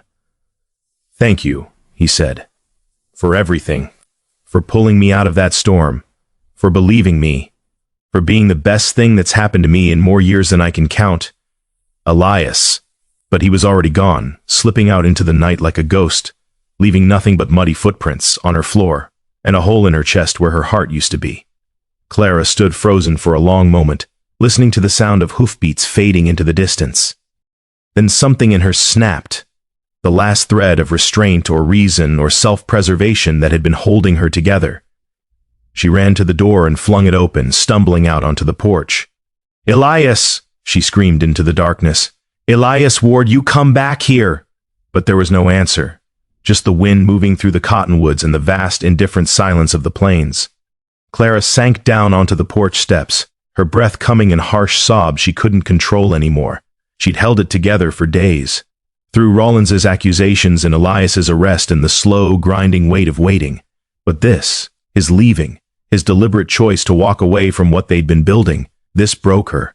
She cried until she had no tears left, until her throat was raw and her eyes burned. Then she just sat there in the cold night air, shivering, staring out at the empty road. He'd left a note. She found it later when she finally dragged herself back inside and noticed the folded paper on the kitchen table, held down by the Book of Psalms. Her hands shook as she unfolded it, as she read the careful, painstaking letters he'd written. Still learning, still practicing, even in his goodbye. "Clara, I am not good with words. You know this. But I need to try. Thank you for teaching me to read. Thank you for the bench and the meals and the fence posts. Thank you for believing I could be better than I was. I did not kill Jack Holloway. I swear this on everything I hold sacred, which is not much, but you are part of it. Do not look for me. Do not wait for me. Live your life. Plant your garden. Find someone worthy. I will remember you every day I have left. Elias." Clara read it 3 times, then pressed it against her chest like it could somehow fill the emptiness there. She thought about burning it, about destroying this evidence of his visit. But she couldn't. It was all she had left of him. She folded it carefully and tucked it into the Book of Psalms, marking the page he'd been working on the last night they'd spent together. Psalm 27. "The Lord is my light and my salvation, whom shall I fear?" Clara closed the book and carried it upstairs with her. She set it on her bedside table and climbed into bed fully clothed, too exhausted to undress, too empty to care. Tomorrow, she told herself. Tomorrow she'd figure out what to do. Tomorrow she'd decide whether to keep fighting or to let him go the way he'd asked. But tonight, she let herself grieve. She woke to pounding on her door. Sunlight streamed through her window, late morning sun, which meant she'd slept far longer than she'd intended. Clara stumbled downstairs, disoriented and aching, and opened the door to find Deputy Rollins standing on her porch, flanked by the same 2 men who'd helped him arrest Elias. Her heart stopped. "Miss Mayfield." Rollins's voice was hard, his eyes harder. "We need to talk about Elias Ward." Clara forced herself to meet his gaze, to keep her face neutral. "What about him? He escaped custody 3 nights ago, stole a horse and disappeared. We've been tracking him, and the trail leads this direction." Rollins's eyes scanned her face, searching for tells. "You wouldn't happen to know anything about that, would you?" "Why would I know anything about it? Because you cared about. Because he might think you'd help him." Rollins stepped closer, and Clara forced herself not to retreat.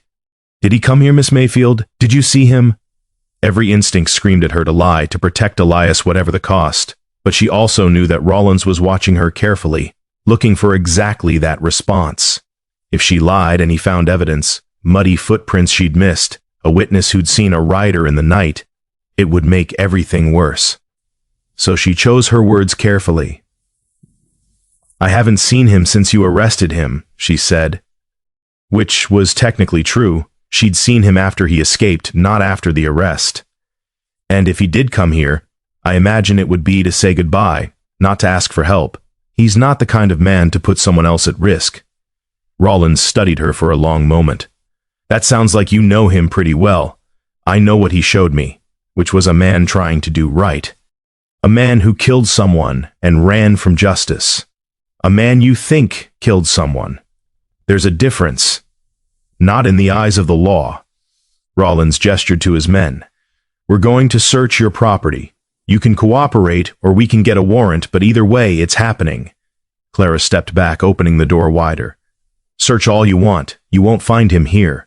Because he's already gone," she thought, already riding hard for somewhere she'd never find him, already becoming a memory instead of a future. The deputies searched for 2 hours. They went through the house, the barn, the outbuildings. They checked the root cellar and the hayloft in the tack room. They found nothing, because there was nothing to find. When they finally left, Rollins paused at his horse. "If you hear from him, if he contacts you in any way, you're legally obligated to report it. If you don't, that makes you an accessory. You understand?" "I understand." "Good." He swung into the saddle. "For what it's worth, Miss Mayfield, I'm sorry this happened to you. I know you wanted to believe the best in him. But men like Ward, they're good at making people believe. It's how they survive." He rode off, and Clara stood in her yard watching them go, feeling hollowed out and ancient. The rest of the day passed in a blur. She went through the motions of chores, moving like a ghost through spaces that felt too empty. The bench sat unused. The fence posts stood straight and lonely.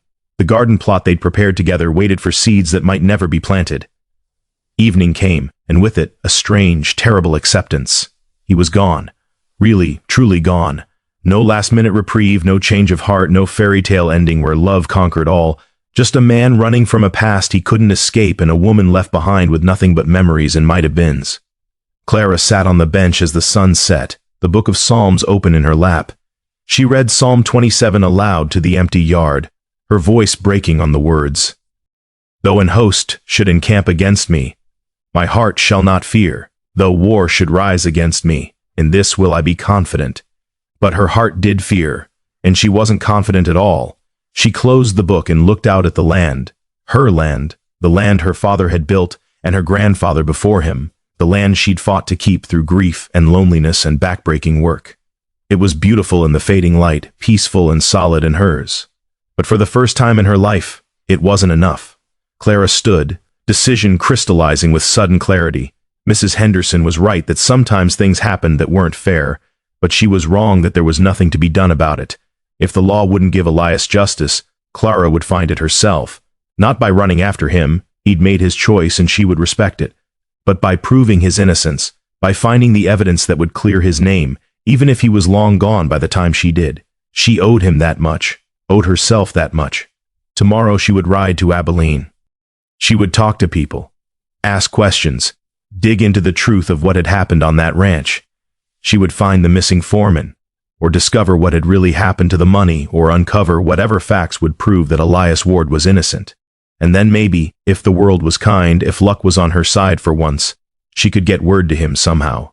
Could let him know that his name was clear, that he could stop running, that there was a place waiting for him, if he ever wanted to come home.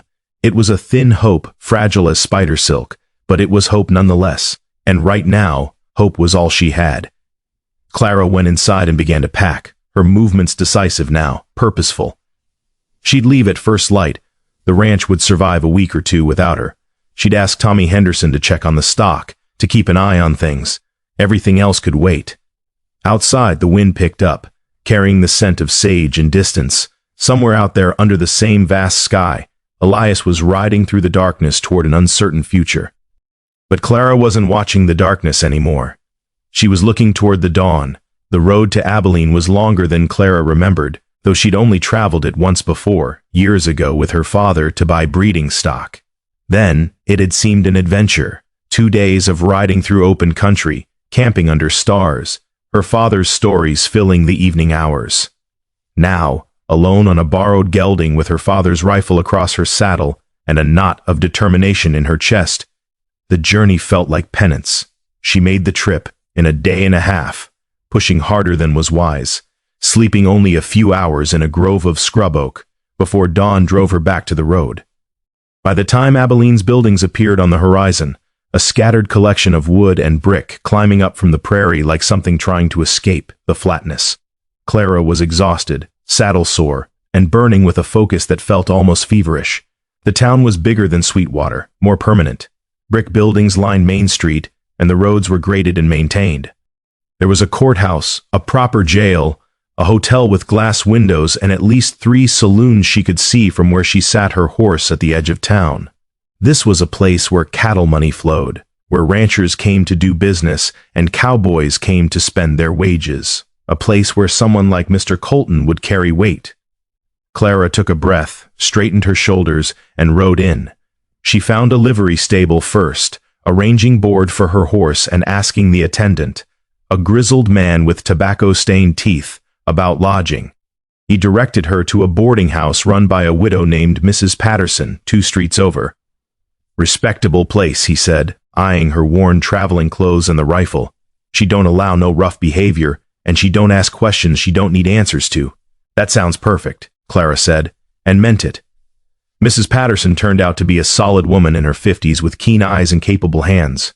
She took Clara's money for 3 nights, more than Clara could easily afford, but she'd need a base of operations, and showed her to a small, clean room with a narrow bed and a window overlooking the street.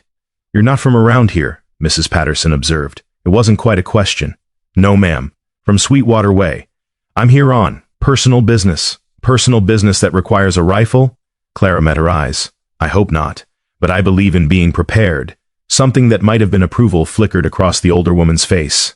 "Supper's at 6. No men allowed upstairs, no drinking, no loud noises after 9. You need anything, you ask. Understood?" "Yes, ma'am." "Thank you." After Mrs. Patterson left, Clara unpacked her few belongings and washed the trail dust from her face and hands. She changed into her other dress, the green one that was less formal than the blue but still respectable, and pinned her hair up carefully. Then she sat on the edge of the bed and tried to plan. She needed to find the truth about Jack Holloway's death. Needed to locate the missing foreman, or at least find evidence of what had happened to him. Needed to understand Mr. Colton's finances and whether he had motive to frame an innocent man. It was a lot to accomplish in 3 days, and she had no authority, no connections, no real idea where to start. But she had determination. And sometimes her father used to say, that was worth more than resources. Clara stood, smoothed her skirts, and went to find the courthouse. The Abilene Courthouse was an imposing building of red brick with white columns flanking the entrance, built to project authority and permanence. Clara climbed the steps feeling small and out of place, but she kept her chin up and her expression calm as she pushed through the heavy doors. Inside was cooler, dim after the bright street. A clerk sat behind a tall desk, shuffling papers with the bored efficiency of someone who'd done the same task 1,000 times. He looked up as Clara approached, his expression shifting from indifference to mild interest. "Help you, miss?" "I'm looking for information about a trial. The case against Elias Ward." The clerk's interest sharpened. "That case is closed. Ward escaped custody. There's a warrant out for his recapture, but no trial scheduled now. I know he escaped. But the case isn't closed. He's still accused of murder. I need to know the details of the evidence against him. That information's part of an active investigation. I can't just give it out to anyone who asks. I'm not anyone. I'm a witness to his character, and I have information that might be relevant to his innocence." The clerk leaned back in his chair, studying her. "You his wife?" "No, sweetheart." Clara felt heat rise in her cheeks but kept her voice steady. "I'm someone who knows he didn't commit murder, and I'm trying to help prove it." "Well, that's admirable and all, but it don't change the rules. You want access to case files, you need permission from the judge or the marshal, and seeing as Ward's now a fugitive, I doubt you'll get either." Frustration surged through Clara, but she forced it down. Losing her temper wouldn't help. "Then can you at least tell me where I can find Mr. Colton, the ranch owner?" "Colton's ranch is about 12 miles northeast of town. Big spread, can't miss it. But I wouldn't go out there if I were you. He's not exactly welcoming to strangers, especially not strangers asking questions about his dead foreman and missing money." "Thank you for the warning," Clara said coolly and turned to go. "Miss," the clerk's voice stopped her. "Word of advice. You're sticking your neck out for a man who ain't worth it. Ward's got a record. He's violent, and now he's an escaped fugitive. Whatever you think you know about him, it ain't the whole story." Clara looked back at him. "Maybe not. But I know enough to know he deserves better than being judged by men who've already made up their minds." She left before he could respond, stepping back out into the afternoon heat. Her hands were shaking slightly, from anger or nerves, she wasn't sure, but her resolve had only strengthened. If the official channels were closed to her, she'd find another way. She spent the rest of the afternoon walking through Abilene, getting a feel for the town, listening to conversations in shops and on street corners. She learned that Mr. Colton was indeed well known, respected in the community, a member of the Cattlemen's Association. She learned that Jack Holloway had worked for him for 5 years, trusted and reliable. She learned that Elias Ward had been hired on as seasonal labor, that he'd kept to himself, that he'd been seen arguing with Holloway in town 2 days before the murder. All of it painted the picture Rollins had accepted, a drifter with a violent past who'd killed for money and run. But Clara also heard other things, quieter observations shared in lower voices, that Colton had been drinking more lately, seemed worried about something, that Holloway had been seen in town spending money freely in the weeks before his death, more than a foreman's wages should allow. That the other foreman, Graves, the one who'd disappeared, had been a hard man, quick with his fists and his temper. It wasn't much, but it was something. As evening approached, Clara returned to the boarding house for supper. Mrs. Patterson served a simple but hearty meal, roast chicken, potatoes, green beans from her own garden, and the other boarders were quiet, working men who ate with focus and didn't pry. Clara was grateful for the anonymity. After supper, she asked Mrs. Patterson if she could speak with her privately. The older woman led her to a small sitting room off the kitchen and closed the door. "You're in some kind of trouble," Mrs. Patterson said. "Not a question. Not me, someone I care about. He's been accused of murder, but I don't believe he did it. I'm trying to find evidence to prove his innocence." Mrs. Patterson was quiet for a moment, her weathered hands folded in her lap. "This someone, he's the one who escaped custody, isn't he? The one Deputy Rollins has been searching for." Clara saw no point in lying. "Yes. And you're here, stirring up questions, drawing attention to yourself. That's either very brave or very foolish. Maybe both." A faint smile crossed Mrs. Patterson's face. "I had a daughter once. She was like you, stubborn, loyal to a fault. She fell in love with a man everyone told her was no good. They were probably right, but it didn't matter to her. She married him anyway, moved west, and I never saw her again." The smile faded. "I don't know if she's alive or dead. Don't know if that man made her happy or broke her heart, but I know she made her choice with her eyes open, and I have to respect that." "I'm not trying to marry Elias," Clara said quietly. "I'm just trying to give him a chance at justice. Justice is a luxury in these parts, girl. Most folks settle for survival. Then maybe it's time that changed." Mrs. Patterson studied her for a long moment, then nodded slowly. "What do you need?" "Information. About Colton's ranch, about the missing foreman, about what really happened the night Holloway died. You've been here a long time. You must hear things." "I hear plenty. But whether it'll help you, I don't know." Mrs. Patterson leaned forward. "Colton's ranch has been struggling. Everyone knows it, though no one says it outright. Bad investments, a couple of hard winters, some stock disease that wiped out a quarter of his herd 2 years back. He's been borrowing money to keep afloat, and word is he's deep in debt to some men in Kansas City who don't take kindly to late payments. So he needs money, desperately. And his foreman, Holloway, was the one who managed the books. If Holloway discovered someone was skimming, say that other foreman, Graves, and confronted him about it, well, that's motive for murder right there. But Graves disappeared. So how do they blame Elias? Because Graves disappeared smart, left no trail, no evidence, just vanished into thin air. Ward, on the other hand, took money and ran, which looks guilty as sin. Easy to point fingers at the man everyone can see instead of the one who's gone. Clara felt her pulse quicken. "Do you think Colton knows Graves is the real killer?" "I think Colton knows his ranch is on the edge of collapse and he needs someone to blame for the missing money. Whether he believes Ward did it or just finds him convenient, that's another question. How do I prove it?" Mrs. Patterson shook her head.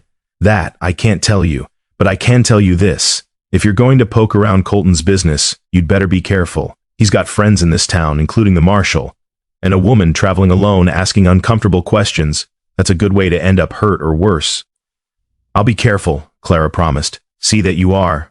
My daughter didn't listen to warnings either, and look where it got her." Mrs. Patterson stood, conversation clearly over. "Get some rest. Tomorrow, if you're still set on this fool's errand, I'll point you toward someone who might actually be able to help." "Thank you," Clara said, genuinely grateful. That night she lay in the narrow bed listening to the unfamiliar sounds of the town. Horses passing on the street, laughter from a distant saloon, the lonesome whistle of a train somewhere beyond the buildings. She thought about Elias, wondered where he was, whether he was safe, whether he thought about her. She thought about her ranch, sitting empty, about the garden they'd prepared together that might never get planted, about the bench where she'd read to him on quiet evenings. And she thought about what Mrs. Patterson had said, that her daughter had made her choice with her eyes open. Clara understood that. She was making her own choice now, and whatever came of it, she'd have no one to blame but herself, but she'd also have no regrets. Morning brought clarity and purpose. After breakfast, Mrs. Patterson pulled Clara aside and gave her directions to a small law office on the edge of town. "Man's name is Henry Brennan," she said. "He's young, just started practicing a few years ago. Came out here from Boston, with ideas about justice and fairness. Most of the big ranchers won't hire him because he's too honest for their liking. But he's smart, and he doesn't back down when he believes in something. Why would he help me? Because he's one of the few lawyers in this territory who actually cares about whether a man is guilty or just convenient, and because I'll ask him to, and he owes me a favor." Mrs. Patterson's expression softened. "Don't waste this chance, Clara. If anyone can help you untangle this mess, it's Henry." Clara found the office in a narrow building wedged between a saddle shop and a boarding stable. The sign on the door read, "Henry Brennan, attorney at law," in neat black letters. She knocked and entered without waiting, finding herself in a cramped space crowded with law books and papers, sunlight streaming through a dusty window. A young man looked up from behind a desk piled high with documents. He was perhaps 30, with sandy hair, wire-rimmed spectacles, and the pale complexion of someone who spent more time with books than outdoors. When he saw Clara, he stood quickly, nearly knocking over an inkwell. "Can I help you? My name is Clara Mayfield. Mrs. Patterson sent me. She said you might be willing to hear me out." Recognition flickered across his face. "Ah. She mentioned a young woman might be stopping by. Please, sit." He gestured to a chair across from his desk, moving stacks of paper to make room. "What can I do for you, Miss Mayfield?" Clara sat and took a breath. Then, carefully and methodically, she told him everything. About finding Elias in the storm, about the weeks they'd spent working the ranch together, about Rollins's arrest and the charges, about Elias's escape and her certainty that he was innocent. She told him about the missing foreman, about the hints she'd heard of Colton's financial troubles, about her belief that Graves was the real killer. Henry Brennan listened without interrupting, his fingers steepled under his chin, his expression growing more troubled as she spoke. When she finished, he was quiet for a long moment. "This is quite a story," he said finally. "It's the truth. I believe you believe that. But belief and proof are different things, Miss Mayfield. What you're describing is a theory, plausible, perhaps even likely. But without evidence, it's just speculation. Then help me find evidence. I'm a lawyer, not an investigator. But you know the law. You know what kind of evidence would matter. And Mrs. Patterson said you care about justice. I do, but I also have to be realistic about what's possible." Henry removed his spectacles and cleaned them on his shirt. A nervous gesture. "Elias Ward is now a fugitive. Even if we could prove he didn't kill Holloway, he's still guilty of escaping custody. He'd face prison time for that alone. But not hanging. There's a difference between a few years in prison and a noose." "Yes," Henry admitted. "There is. So help me. Please. I can't do this alone, and you're the only person in this town who might actually care about the truth." Henry replaced his spectacles and looked at her. Really looked, assessing not just her words but her conviction. Whatever he saw there seemed to make up his mind. "All right," he said. "I'll help you. But I need you to understand something, Miss Mayfield. Colton is a powerful man in this community. If we start investigating him, if we imply that he might have known about the embezzlement or might have scapegoated Ward to save his own reputation, we'll be making an enemy, a dangerous one, I understand. And even if we find evidence, there's no guarantee it will be enough to clear Ward's name. The system doesn't always work the way it should. I understand that too." Henry nodded slowly. "Then let's begin. First thing we need to do is talk to the ranch hands who worked with Holloway and Graves. Someone must have seen or heard something that didn't make it into the official investigation. People talk more freely when they're not being questioned by a deputy with a badge. How do we find them? Carefully." Henry stood and grabbed his coat from a hook on the wall. "Come on. There's a place where ranch hands drink when they come to town. If we're lucky, someone will be willing to talk." They spent the afternoon making quiet inquiries. Henry proved to be surprisingly good at putting people at ease, his earnest manner and obvious sincerity loosening tongues that might have stayed closed to Clara alone. They talked to 3 men who'd worked on Colton's ranch, and slowly, piece by piece, a picture began to emerge. Graves had been skimming for months, maybe longer.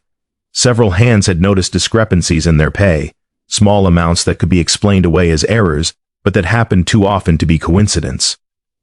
Jack Holloway had been asking questions about the books in the weeks before his death, had been seen arguing with Graves in the barn. Jack was honest. One grizzled cowhand told them over whiskey in a dim corner of the saloon. Honest to a fault. If he found something wrong, he'd have gone straight to Mr. Colton with it, wouldn't have let it slide. "Do you think Graves killed him?" Clara asked. The cowhand shrugged. "Can't say for sure. But Graves disappeared the same night Jack died, and that's one hell of a coincidence. And that Ward fellow, I worked alongside him for a few weeks before all this happened. He was quiet, kept to himself, but he didn't strike me as a killer. Just a man trying to work and move on. It wasn't proof, but it was testimony, and it was more than they'd had before." By evening, exhausted but feeling like they'd made progress, Clara and Henry returned to his office. He lit a lamp against the gathering darkness and began making notes on everything they'd learned. "Here's what we have," he said, writing as he spoke. Multiple witnesses suggesting Graves was embezzling. Evidence that Holloway was investigating the discrepancies, the convenient timing of Graves's disappearance, and character testimony that Ward wasn't the violent criminal he's been painted as. Is it enough? For reasonable doubt? Maybe. For a full exoneration? I don't know. We need more. We need to find Graves, or at least find proof that he killed Holloway. How do we do that? Henry tapped his pen against the paper, thinking, we need to look at the crime scene, the foreman's shack where Holloway was killed, see if there's anything the marshal's investigation missed. Will Colton let us on his property? No, which means we'll have to go without his permission. Clara stared at him. This earnest young lawyer from Boston was suggesting they trespass on a powerful man's ranch to investigate a murder scene. That's illegal. Yes, it is. Henry met her eyes. Are you willing to do it anyway? Clara thought about Elias, about the resigned look on his face when Rollins had put him in shackles, about the way he'd held her that last night before riding into darkness. She thought about justice and mercy and the difference between what was legal and what was right. When do we go? She asked. Tomorrow night. After dark. Less chance of being seen. They made plans, where to meet, what to bring, what to look for. When they finished, Henry walked Clara back to the boarding house, the streets quiet now except for the distant sounds of revelry from the saloons. At the door, Henry paused. Miss Mayfield, Clara, if I may, I want you to know that what you're doing is remarkable. Most people wouldn't fight this hard for someone they've only known a short time. Maybe most people haven't needed someone the way I needed Elias, Clara said quietly. Or maybe they just haven't met the right person worth fighting for. Henry smiled, sad and understanding. I hope we find what we need. For his sake and for yours, so do I. That night, Clara lay awake for a long time, her mind racing with plans and possibilities and fears. Tomorrow night they would break the law, risk arrest, potentially destroy any credibility they had, all for evidence that might not even exist. But they had to try, because somewhere out there, Elias was still running, still carrying the weight of a crime he didn't commit, and if she could give him anything, his freedom, his name, his future, she would. Even if it cost her everything. The moon rose outside her window, pale and distant, and Clara watched it climb the sky and thought about mercy, about how it was given freely or not at all, about how sometimes the only way to save someone was to risk being lost yourself. She thought about the storm that had brought Elias to her door, and about the storm that was coming now, the one she was walking into deliberately, with her eyes wide open and her heart full of fragile, desperate hope. And she prayed that when the dust settled, there would be something left standing, something worth all this faith. The night was moonless, which Henry said was both blessing and curse, harder to see but also harder to be seen. They met at the edge of town just after midnight, Clara in her riding clothes with her father's rifle slung across her back, Henry carrying a satchel with paper, pencils, and a small oil lamp. The ride to Colton's ranch took nearly an hour, following roads that turned to dirt tracks that finally gave way to open range marked only by fence lines and the distant shapes of buildings against the star-scattered sky. They left their horses tied in a cottonwood grove half a mile from the main house and approached on foot, moving slowly, listening for dogs or night watchmen. The ranch was dark, except for a single light burning in what looked like the main house. Colton, perhaps, unable to sleep, or a hand left on watch. Henry led them away from the main buildings toward a cluster of smaller structures, bunkhouse, storage sheds, and at the far edge, a solitary cabin with a door that hung slightly ajar. "That's it," Henry whispered. "The foreman's shack where they found Holloway." They crossed the last 100 yards in silence, every sense heightened, Clara's heart hammering so hard she was sure someone would hear it. But the night remained still, undisturbed except for the distant lowing of cattle and the rustle of wind through grass. The shack's door creaked when Henry pushed it open. Inside was pitch black and smelled of dust and something else, something old and metallic that made Clara's stomach turn. Blood, she realized. Even weeks later, the smell of death lingered. Henry lit the small lamp, keeping the flame low, and the interior emerged from darkness. It was a single room, sparsely furnished. A narrow bed, a table, 2 chairs, a potbelly stove. The floor was wooden, rough-hewn, and in the center was a dark stain that had soaked into the grain.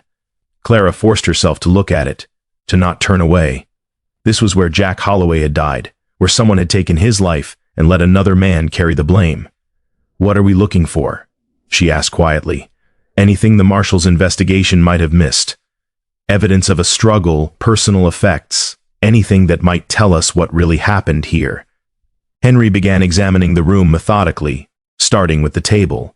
Clara moved to the bed, checking under the thin mattress, running her hands along the frame. Nothing. She moved to the stove, cold now, and opened the door. Inside were the remnants of burned paper. Someone had destroyed documents. She pulled out a few fragments, but they were too charred to read. "Henry, look at this." He came over and examined the ashes. Someone burned papers. Recently, by the look of it, after the murder probably. The question is, was it evidence being destroyed, or just normal burning of trash? In a foreman's shack. What papers would need burning? Good point. Henry carefully scooped some of the ash into a cloth from his satchel. Maybe we can determine what these were, though I doubt it. They continued searching.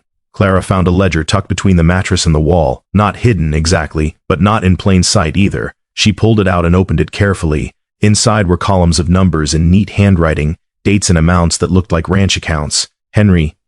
He came immediately, holding the lamp close. Together they paged through the ledger, and slowly understanding dawned. There were 2 sets of entries for many transactions. One amount in black ink, another, smaller amount in pencil beside it. The difference between them over months of entries added up to thousands of dollars. "This is it," Henry breathed. "This is proof of the embezzlement. Holloway must have been keeping a record of Graves's skimming. Why didn't the marshal find this? Because he wasn't looking for it. He had a suspect who ran. That was enough for him." Henry's voice was tight with anger and excitement. "This changes everything, Clara. This shows motive for Graves to kill Holloway, to silence him before he could report the theft." Clara felt hope surge through her chest, painful and bright. "Can we use this? Will it be enough to clear Elias? It's a start, but we need more. We need proof that Graves was actually here the night of the murder, not Ward. We need—" The sound of footsteps outside froze them both. Henry doused the lamp immediately, plunging them into darkness. Clara's hand went to her rifle, her breath stopping in her throat. Through the gap in the door, she could see a lantern approaching, carried by someone walking with the unhurried pace of a man on his own property. "Someone's in the foreman's shack," a voice called out, deep, authoritative. "Bring the dogs." "Run," Henry whispered. They burst out the back of the shack, away from the approaching light, and ran for the darkness. Behind them, shouts erupted and dogs began barking, the sound sharp and terrifying in the night air. Clara ran blindly, Henry beside her, the ledger clutched against her chest. They made it perhaps 200 yards before she heard the unmistakable sound of a rifle being cocked. "Stop right there, or I shoot." They stopped, hands raised, chests heaving. The lantern caught up to them, and Clara found herself staring at a man in his 50s, well-dressed even at this hour, with steel-gray hair and cold eyes. Mr. Colton, she presumed. Behind him were 2 ranch hands, one holding the dogs, the other pointing a rifle at them. "Well," Colton said, his voice dripping with contempt. "Trespassers. And thieves by the look of it." His gaze fixed on the ledger in Clara's arms. "That belongs to my ranch. It belongs to the truth. Clara said, finding her voice. It's proof that your foreman Graves was embezzling, and proof that Jack Holloway discovered it. That's why Holloway died, because he found this. And you let an innocent man take the blame. Colton's face darkened. You don't know what you're talking about, girl. That's my private property, and you're stealing it. We're preserving evidence, Henry said, stepping forward. Evidence that should have been found during the marshal's investigation, but wasn't. Evidence that proves Elias Ward didn't kill Jack Holloway. Ward escaped custody. He's a fugitive and a murderer. He's innocent, and this proves it. Clara held up the ledger. Why didn't you tell the marshal about the embezzlement? Why didn't you mention that Graves disappeared the same night Holloway died? Because it's none of your damned business. Colton took a step closer, his face ugly with anger. Graves ran because he was guilty. Ward ran because he was guilty. They probably worked together. Killed Jack, split the money. Then Ward got greedy and killed Graves too, for all I know. That's what I told the marshal, and that's what happened. You don't believe that, Henry said quietly. You know Ward was innocent, but admitting Graves embezzled from you, admitting your oversight was so poor that a foreman could steal thousands under your nose, that would make you look incompetent. Bad for business when you're already drowning in debt. Colton's hand moved to his belt, where Clara now saw he carried a pistol. You're making serious accusations, boy. The kind that get people hurt. The kind that are true, Clara shot back. You sacrificed an innocent man to protect your reputation, and now you're threatening us for trying to expose it. For a long moment the night was silent, except for the panting of dogs and the rasp of breath.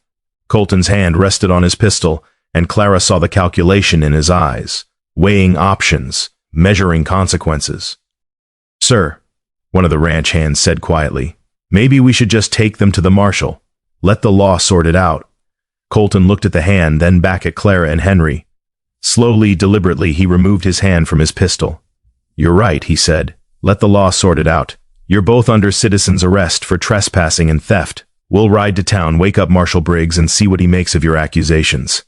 His smile was cold. I'm sure he'll be very interested to hear how you broke into my property in the middle of the night. They were marched back to the ranch buildings, where horses were saddled, and Clara's rifle was confiscated. The ledger remained in her possession. Colton wanted the marshal to see exactly what they'd stolen, but her hands were tied loosely in front of her, as were Henry's. The ride back to Abilene took forever and no time at all. Clara's mind raced, trying to figure out how to salvage this, how to turn their arrest into an opportunity rather than a disaster. Beside her, Henry looked pale but determined, his jaw set. When they reached town, still deep in the night hours, Colton hammered on the marshal's door until a light appeared inside. The marshal, a heavy-set man in his 40s, still buttoning his shirt, emerged looking annoyed until he saw who was knocking. Mr. Colton, what's this about? These two broke into my property and stole ranch documents. Caught them red-handed. Colton gestured to Clara and Henry. I want them charged with trespassing and theft. Marshal Briggs looked at Clara and Henry with weary resignation. That true? We were investigating a murder, Henry said, and we found evidence that proves Elias Ward is innocent of killing Jack Holloway. Ward's a fugitive. Whether he's innocent or not doesn't change that. It changes everything, Clara said fiercely. It means you arrested the wrong man. It means the real killer, Graves, is still out there. And it means Mr. Colton has been covering up embezzlement on his ranch. Briggs's expression shifted, some of the weariness giving way to interest. That's a serious charge, miss. You have proof? Clara held up the ledger. It's all in here. 2 sets of books showing systematic theft over months. Jack Holloway discovered it, confronted Graves, and was killed for it. Graves ran, and Elias Ward took the blame because he was convenient. Let me see that. Briggs took the ledger and moved to stand under a street lamp, paging through it with careful attention. The minutes stretched. Colton stood rigid, his face unreadable. Henry and Clara exchanged glances, hardly daring to hope. Finally, Briggs looked up. This does show discrepancies, significant ones. Those could be accounting errors, Colton said quickly. Or they could have been made by Holloway himself for all we know. It doesn't prove anything about Graves or Ward. It proves motive, Henry said. Graves had reason to kill Holloway to keep this quiet. Ward had no motive. He was just a hired hand. He'd only been on the ranch. A few months. Briggs rubbed his jaw, thinking. Even if all that's true, Ward still escaped custody, he still ran, and these two still broke the law tonight. He looked at Clara and Henry. I should arrest you both, then arrest us, Clara said. But not before you reopen the investigation into Holloway's murder. Not before you look for Graves instead of chasing an innocent man. That's all we're asking. For someone to care about the truth more than convenience. Briggs was quiet for a long moment. Then he looked at Colton. Did you know about the embezzlement? I suspected something was off with the books, but I didn't have proof until after Holloway died. Why didn't you mention it in your statement? Because I was grieving and angry and Ward had run, which seemed like proof enough of guilt. Or because you didn't want people knowing your ranch was being robbed blind, Briggs said bluntly. That'd make you look bad, especially with your financial troubles being what they are. Colton's face flushed with anger. Are you accusing me of something, Marshall? I'm saying your judgment might have been clouded. And I'm saying these young people, foolish as they were to break into your property, might have a point. Briggs handed the ledger to Henry. I'll need to keep this as evidence, and I'll need statements from both of you about what you found and why you went looking. What about the charges? Colton demanded. They trespassed. I'll handle that in due time. Right now, I've got bigger concerns, like whether we've been chasing the wrong man for murder. Briggs looked at Clara and Henry. You two come with me. We'll sort out your legal troubles after we sort out the truth. As they followed the marshal toward his office, Clara felt something loosen in her chest. Not quite relief, not quite victory, but a feeling like breath after drowning. It wasn't over yet, but for the first time since Rollins had ridden onto her property, she felt like someone with authority was actually listening. The next 3 days were a blur of statements and testimonies and depositions. Henry, it turned out, was extraordinarily good at his job.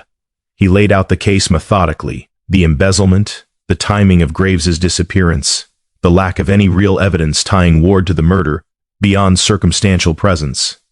He brought in the ranch hands Clara had spoken to, who testified about Graves's temper and dishonesty. He demonstrated that the money Ward had taken matched exactly his owed wages, not the thousands that had gone missing. Slowly, reluctantly, the official story began to change. Marshal Briggs, to his credit, pursued the investigation with renewed energy. He sent telegrams to neighboring territories asking about Graves, offering a reward for information. He re-examined the crime scene and confirmed that papers had been burned in the stove, likely the original records Graves wanted destroyed. On the third day, a break came. A sheriff in Colorado responded to the telegraph. A man matching Graves's description had been arrested there for disorderly conduct 2 weeks ago using a false name. He was still in jail, waiting for his fine to be paid. Briggs immediately arranged for Graves to be extradited back to Kansas for questioning about Holloway's murder. If he's guilty, Briggs told Clara and Henry, we'll know soon enough. And if Ward was innocent. He paused, looking uncomfortable. Well, that'll need sorting out too. The trespassing charges against Clara and Henry were quietly dropped. Briggs claimed lack of evidence, though everyone knew it was because Colton didn't want more attention on his ranch's failures. Colton himself became scarce, keeping to his property, his reputation in town damaged by the revelation of the embezzlement. On the morning of the fourth day, Clara stood in Marshal Briggs's office and listened as he explained the situation. Graves confessed, he said simply. Broke down when confronted with the ledger and the witnesses. Said Holloway discovered the embezzlement and threatened to go to Colton.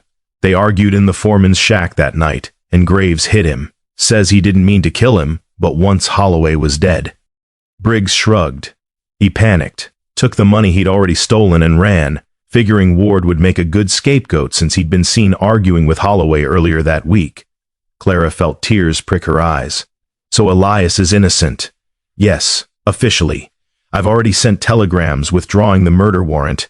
He's still wanted for escaping custody, but that's a lesser charge. If he turns himself in, he'd likely face 6 months, maybe less with good behavior and given the circumstances. And if he doesn't turn himself in, then he stays a fugitive, stays running. And that's no life, Miss Mayfield. Clara knew that. God, she knew that. But Elias was out there somewhere, probably hundreds of miles away by now, with no way of knowing his name had been cleared, no way of knowing he could stop running. "How do I find him?" she asked quietly. Briggs shook his head. "I don't know, and honestly, I can't help you with that. But what I can do is make sure the word gets out to sheriffs, marshals, lawmen across the territory. That Elias Ward is innocent of murder, that he was wrongly accused. If he hears that, maybe he'll come in on his own." It wasn't much, but it was something. Clara thanked him and left the office, stepping out into bright morning sunshine that felt almost surreal after days spent in dim offices and tense conversations. She stood on the boardwalk, suddenly exhausted, suddenly unsure what to do next. Henry found her there a few minutes later. "You did it," he said quietly. "You proved he was innocent." "We did it," Clara corrected. "I couldn't have done this without you, still. It was your faith in him that started this, your refusal to accept the easy answer." Henry smiled. "That's rare. You should be proud. I'll be proud when he knows he's free. He will. Word will spread. Men like Ward, they have ways of hearing things even when they're on the run." Clara wanted to believe that, needed to believe it.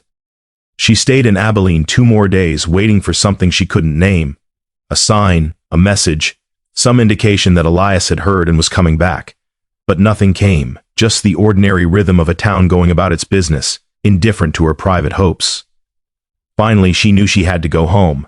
The ranch had been unattended, for more than a week now. Tommy Henderson had checked on it, but that was all. The animals needed proper care, and the spring planting was falling further behind with each day she delayed. She said goodbye to Henry, who promised to keep her informed of any developments, and to Mrs. Patterson, who hugged her with surprising fierceness and told her she was brave and foolish in equal measure. Then Clara climbed onto her horse and turned toward home. The ride back felt different than the ride out. Then she'd been burning with purpose, driven by desperate need to act. Now she was hollowed out, exhausted in bone and spirit, carrying the weight of victory that felt incomplete. She'd proven Elias innocent, but she hadn't brought him home. The ranch, when she finally saw it cresting the familiar ridge, looked smaller than she remembered, more fragile. The fences she and Elias had mended stood straight, but the garden plot they'd prepared was overgrown with weeds. The bench he'd built sat empty, weathering already without anyone to sit on it. Clara unsaddled her horse and stood in the yard, looking around at everything they'd worked on together, and felt the full weight of his absence crash over her. He was innocent, free in the eyes of the law to stop running, but he didn't know that, and she had no way to tell him. She could wait, could hope that word reached him, that he'd hear his name had been cleared and decide to come back. But the territory was vast, and men who ran had reasons to keep running even when the immediate danger passed. Trust, once broken by injustice, didn't heal easily.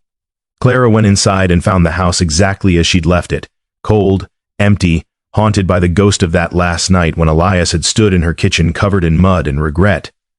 She lit a fire in the stove, more for something to do than because she was cold, and sat at the kitchen table. The book of Psalms still lay where she'd left it, Elias's note tucked inside. She pulled it out and read it again, his careful letters blurring through her tears. "I will remember you every day I have left. I'll remember you too," she whispered to the empty room. "And I'll wait.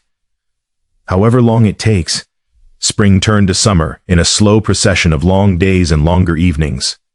Clara fell back into the rhythm of ranch work, the endless cycle of feeding and mending and tending that marked time more reliably than any clock. She planted the garden alone, though every seed felt like an act of defiance against grief. She repaired what needed repairing, sold what stock she could spare, and slowly got the ranch back to functioning order. Tommy Henderson stopped by weekly, usually with news from town or help with the heavier work. He never asked about Elias directly, but she could see the questions in his eyes, the concern. "Word is his name's been cleared," Tommy said one afternoon, helping her shore up a weak section of fence. "That foreman confessed to the murder. Everyone knows Ward was innocent now." "I know," Clara said. "You think he'll come back?" "I don't know." Tommy was quiet for a moment. "Ma says you should think about moving on. Says waiting for a man who might never return is no way to live." "Your mother is probably right," Clara admitted, "but I can't seem to help it." Summer deepened, the grass turning gold under relentless sun. Clara harvested vegetables from the garden and canned them for winter, the same way her mother had taught her. She worked from dawn to dusk, exhausting herself deliberately so she'd sleep instead of lying awake staring at the ceiling. Some days were easier than others. Some days she could almost convince herself she'd made peace with not knowing, with the possibility that Elias had decided freedom without her was better than the risk of returning to a place that held such painful memories. But then she'd see the bench, or she'd read a passage from the Psalms, or she'd walk past the fence posts they'd mended together, and the loss would hit her fresh, sharp as the first day. Autumn arrived in a rush of cool nights and changing light. Clara stood in her yard one evening, watching geese fly south in ragged V formations, and thought about migration, about how wild things knew instinctively when to leave and when to return, about whether humans had that same compass, or whether they were doomed to wander lost, guided only by memory and hope. She was so lost in thought that she didn't hear the horse approach until it was nearly at her fence line.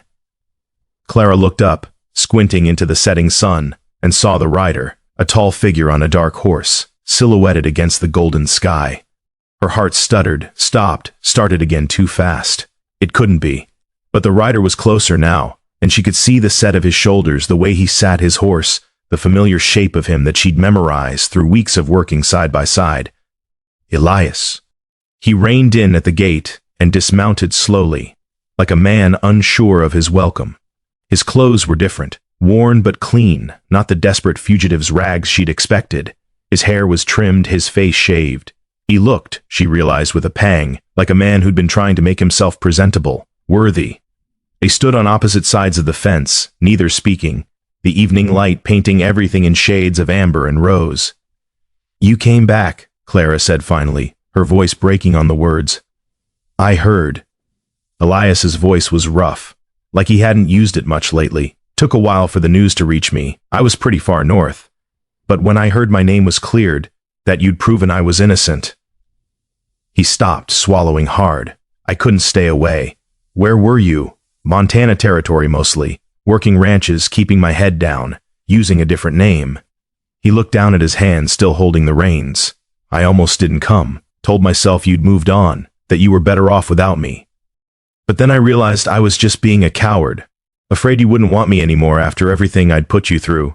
Clara felt tears streaming down her face, hot and unchecked. "You idiot." Elias looked up, startled. "What?" "You absolute idiot." She was crying and laughing at the same time, her hands gripping the fence so hard the wood bit into her palms. "I rode to Abilene alone. I broke into Colton's ranch in the middle of the night. I got arrested and threatened, and nearly gave up a dozen times trying to prove you were innocent. Do you really think after all that I'd just move on?" Something like wonder crossed his face. "You did all that? For me? Of course I did. Because I—" She stopped, the words catching in her throat. "Because you what?" Elias asked quietly, stepping closer to the fence. "Because I love you, you frustrating man. Because these past months without you have been the longest of my life. Because this ranch feels wrong without you on it." Clara wiped furiously at her tears. "So yes, I did all that, and I'd do it again. And if you ever try to leave me to protect me again, I'll shoot you myself." Elias stared at her for a long moment. Then, without a word, he vaulted over the fence with surprising grace and crossed the distance between them in 3 strides. He pulled her against him, one hand tangling in her hair, the other wrapped around her waist, and kissed her like a man who'd been drowning and had finally broken the surface. Clara kissed him back with everything she had, all the fear and grief and desperate hope she'd been carrying for months. She tasted salt from her tears, felt the solid realness of him against her, and thought distantly that this was what coming home felt like. When they finally broke apart, both breathing hard, Elias rested his forehead against hers. "I love you too," he said quietly. "I didn't let myself say it before, didn't let myself even think it because I knew I'd have to leave. But I love you, Clara Mayfield. I've loved you since you pulled me out of that storm, maybe even before, if such a thing is possible." "It's possible," Clara whispered. "I think I loved you the moment you woke up in my barn and your first instinct was to ask my name." They stood there in the gathering dusk holding each other, while the sky deepened to purple and the first stars emerged. Eventually, Clara pulled back enough to look at him properly. "So what now? You're still wanted for escaping custody.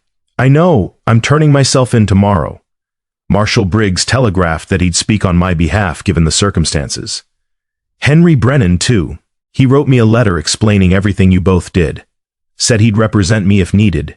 How long will they give you? 6 months, maybe, possibly less." Elias cupped her face gently. "I know that's a long time to wait, I've been waiting for months already. I can wait a little longer. Clara covered his hand with hers. Besides, I'll visit. And right, and when you get out, you'll have a home to come back to. A real one. Here? Where else? You've got fences to mend, and a garden to tend. And I seem to recall offering you a job, work for wages and a place to stay. That offer still stands. Elias smiled, the first real smile she'd seen from him, open and unguarded and full of something that looked like joy. What kind of wages are we talking about? Room and board, 3 meals a day, and the company of a woman who loves you despite your terrible habit of running off into the night. That sounds more than fair. Oh, and one more thing. Clara stood on her toes and kissed him softly.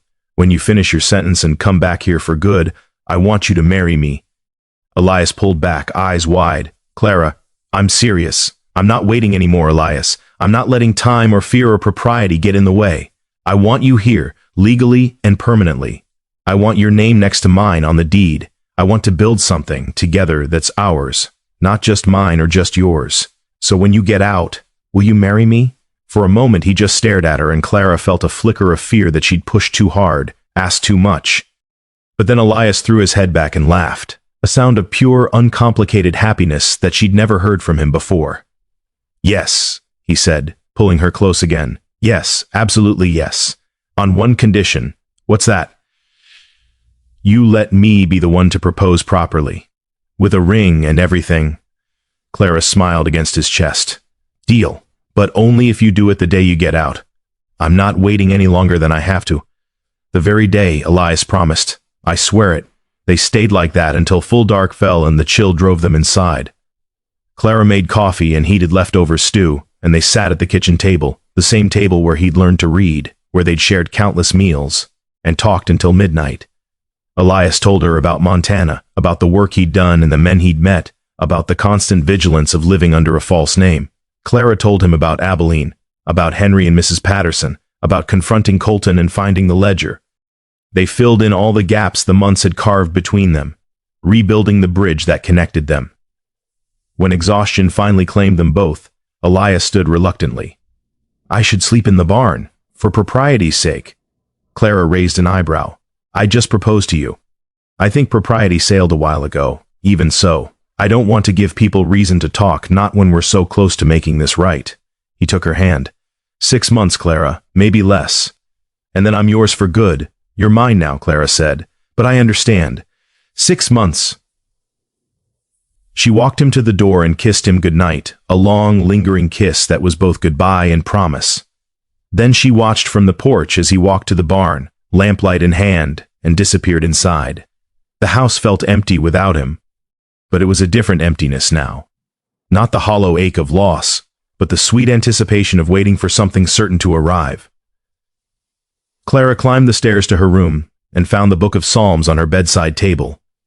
She opened it to the marked page, Psalm 27, where his note was still tucked, and read aloud to the quiet room. Wait on the Lord, be of good courage, and he shall strengthen thine heart. Wait, I say, on the Lord. She'd waited, and he'd come back.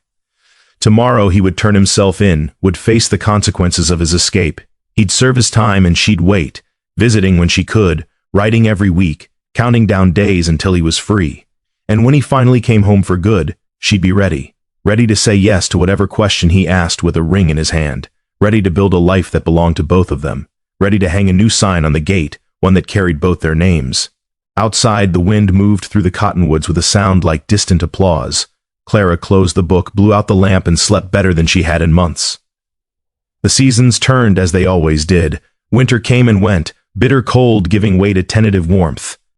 Spring returned with its insistent green, and Clara planted the garden again, this time with more confidence, more hope. The letters from Elias arrived weekly, his handwriting improving with each one, full of small observations and counting down the weeks. Summer brought Tommy Henderson and his new bride to help with the heavy work, and Clara taught the young woman, sweet Katie with her quick laugh, how to can vegetables and tend chickens.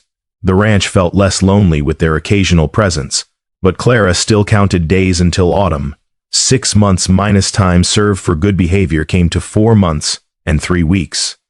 On the day of his release, Clara woke before dawn, too excited to sleep. She dressed in her best dress, the blue one she'd worn to Abilene, cleaned and mended, and pinned her hair up with extra care. She rode to meet him at the territorial office in Sweetwater, where he'd been held for the last week of his sentence. The sun was just cresting the horizon when she arrived, painting the sky in shades of pink and gold.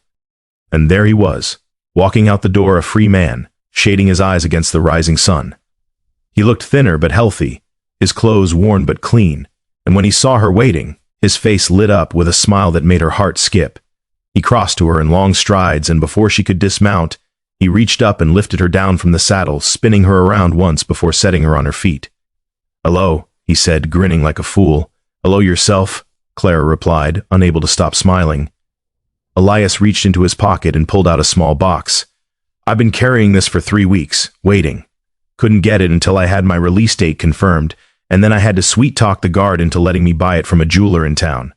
He opened the box to reveal a simple silver band with a small, perfect stone. "It's not much. It's perfect," Clara interrupted. "You haven't let me ask yet." Elias dropped to one knee right there in the dusty street, still holding the box up. "Clara Mayfield, you are the bravest, most stubborn, most extraordinary woman I've ever known. You saved my life twice, once in a storm and once in a courtroom. You believed in me when no one else did. You fought for me when I didn't know how to fight for myself. And you've waited for me with more patience and faith than I ever deserved." His voice grew thick with emotion. "I don't have much to offer you except a pair of willing hands and a heart that's completely yours. But if you'll have me, I promise to spend every day of the rest of my life being worthy of you. So, will you marry me? Properly this time?" Clara laughed through tears, pulling him to his feet. "Yes, yes, you ridiculous man. I already told you yes months ago." "I needed to ask properly," Elias said, sliding the ring onto her finger. "You deserve that." They kissed in the middle of the street while the sun climbed higher, while early rising townspeople emerged and stopped to stare, while Clara's horse shifted impatiently, waiting to go home. When they finally broke apart, Elias took the reins and helped Clara back into the saddle, then swung up behind her. They rode double back to the ranch, his arms around her waist, her back against his chest, and Clara thought about all the roads that had led to this moment. The storm that brought him, the injustice that nearly destroyed him, the faith that saved them both, the waiting that had finally ended.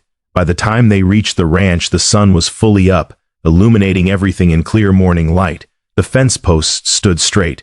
The garden was thriving. The bench waited on the porch, solid and permanent, and above the gate, hanging from new hooks, was the sign Clara had commissioned 2 weeks ago when she'd known his release was imminent. She'd wanted it to be a surprise, wanted him to see it the moment he came home.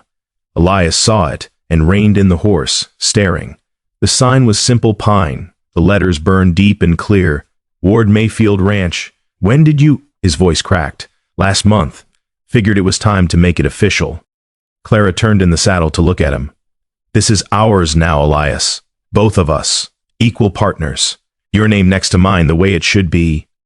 He didn't trust himself to speak, just held her tighter and urged the horse forward, through the gate that now bore their joined names, into the yard that was finally, truly home. They were married a week later in the small church in Sweetwater, with Henry Brennan, who'd traveled from Abilene for the occasion, serving as witness along with Tommy and Katie Henderson. Mrs. Patterson sent a letter of congratulations and a quilt she'd stitched herself, each square a different pattern. The town minister, who'd known Clara since she was small, performed the ceremony with genuine warmth. Clara wore her mother's wedding dress, altered to fit, and carried wildflowers from the ranch. Elias wore a new shirt and vest, bought with his first wages from doing carpentry work in town, and he fumbled the ring only a little when it came time to put it on her finger. When the minister pronounced them husband and wife, Elias kissed her like they were the only two people in the world, and Clara kissed him back the same way. The reception was simple: cake and coffee in the church hall, neighbors offering congratulations and gifts. Mr. Colton did not attend, unsurprisingly, but several of his former ranch hands did, men who testified on Elias's behalf, and who clapped him on the back now with genuine affection. "You got yourself a good woman," one grizzled cowhand told Elias. "Don't you forget it." "Never," Elias promised, his arm around Clara's waist. They rode back to the ranch as the sun set, the sky ablaze with color. Clara noticed that Elias kept glancing at the sign above the gate, a small smile playing at his lips every time he saw it. That night, For the first time, they climbed the stairs together. Clara showed Elias the room she'd prepared, her father's old room, now cleaned and furnished for them both, big enough for the life they'd build together. They stood at the window looking out over the land, their land, watching stars emerge in the deepening sky. "I keep thinking I'm going to wake up," Elias said quietly, "that this is too good to be real."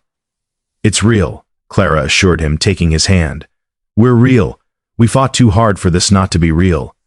He turned to her, cupping her face with both hands. "Thank you." Clara shook her head. "Don't thank me. We saved each other. That's what love is." "Clara, don't," she said, echoing what she told him that first night so many months ago. "Don't thank me." Elias smiled, remembering. "I already did," and he kissed her with all the gratitude and love and promise that words could never fully capture. The years that followed were not without challenges. There were hard winters and dry summers. There were years when cattle prices dropped and money was tight. There were losses and setbacks, the inevitable difficulties of coaxing a life from unforgiving land. But there were also mornings of waking beside each other, tangled in quilts and contentment. There were evenings on the bench, reading together while the sky turned colors. There were gardens planted and harvested, fences mended and rebuilt, new foals born and old horses retired to gentle pasture. There were children, eventually, 2 daughters with Clara's determination and Elias's quiet strength. They grew up running through the same fields their parents had worked, learning the same lessons about mercy and justice, and the difference between what's easy and what's right. Travelers passing through would sometimes stop to water their horses, and they'd remark on the sign above the gate. 2 names, they'd say. Don't see that often. Must be quite a story there. And Clara, bringing them water from the well, would smile and say, "There is, but it's a long one. We've got time," they'd sometimes answer. So she'd tell them about the storm and the stranger, about accusations and escapes, about faith tested and vindicated, about a woman who refused to accept injustice, and a man who learned to stop running. "She keeps telling people not to thank her," Elias would add, emerging from the barn to stand beside his wife. "But I did anyway, with a ranch in my last name. And your heart," Clara would remind him. "And my heart," he'd agree. The travelers would ride on, carrying the story with them, spreading it through the territory. Some versions got embellished. The storm became a tornado. The trial became a shootout. The romance became more dramatic. But the heart of it remained true. A woman had shown mercy. A man had been saved. Justice, against all odds, had prevailed. And 2 people had built something lasting from the wreckage of what could have been tragedy. Years turned to decades. Clara's hair grayed first, then Elias's. Their daughters grew and married and had children of their own. The ranch prospered, then struggled, then prospered again, the way ranches do. And through it all, the bench remained on the porch, worn smooth by use, weathered but sturdy. On warm evenings, well into their later years, Clara and Elias would sit there as they always had, watching the sun set over land that had tested them, and held them, and ultimately blessed them. "Do you ever regret it?" Clara asked one evening, her head resting on his shoulder. "Staying, I mean. You could have kept running, built a different life somewhere else." Elias was quiet for a moment, considering. "I regret the pain I caused you, the worry, the waiting. I regret that we lost those months. But do you regret staying?" "No." He turned to kiss the top of her head. "Never that. This, you, this place, our life. This is the only thing I've never once regretted." "Good," Clara said, "because I don't regret pulling you out of that storm. Even though I told you not to thank me, I did anyway." Elias smiled. "And I'll keep doing it. Every day we have left." The wind moved through the cottonwoods, carrying the scent of sage and home. Somewhere in the distance, one of their grandchildren laughed, the sound bright and uncomplicated. The cattle lowed softly in the evening pasture, and the creek sang its endless song. Clara took Elias's hand, their fingers intertwining with the easy comfort of decades. "I love you. I love you too." And as the sun sank below the horizon, painting the sky in impossible colors, they sat together in the peace they'd earned. 2 names above the gate, 2 lives joined, 2 people who'd learned that mercy, once given freely, returns in ways you can never predict, but always, always recognize. The story of their love became legend in those parts. People told it around fires and in saloons, in churches and at weddings. They told it to remind themselves that justice sometimes wins, that faith sometimes pays off, that the best things in life are worth fighting for. But Clara and Elias didn't need the stories. They had the reality, the daily choice to love each other, to work together, to build something that would outlast them both. And when many years later, they were finally laid to rest side by side under the cottonwoods, their daughters made sure the stone carried both names equally. Clara and Elias Ward Mayfield, she saved him from a storm. He gave her his name. Together, they built something mercy made possible and love made permanent. The ranch continued, passed down through generations. The sign above the gate weathered and was replaced, then replaced again, but always with the same two names. And every spring, without fail, wildflowers bloomed around the bench on the porch, as if the land itself remembered the love that had taken root there, had survived against impossible odds, and had transformed a place of loneliness into a home of lasting peace. The wind still carried stories across the plains, and among them, always, was theirs.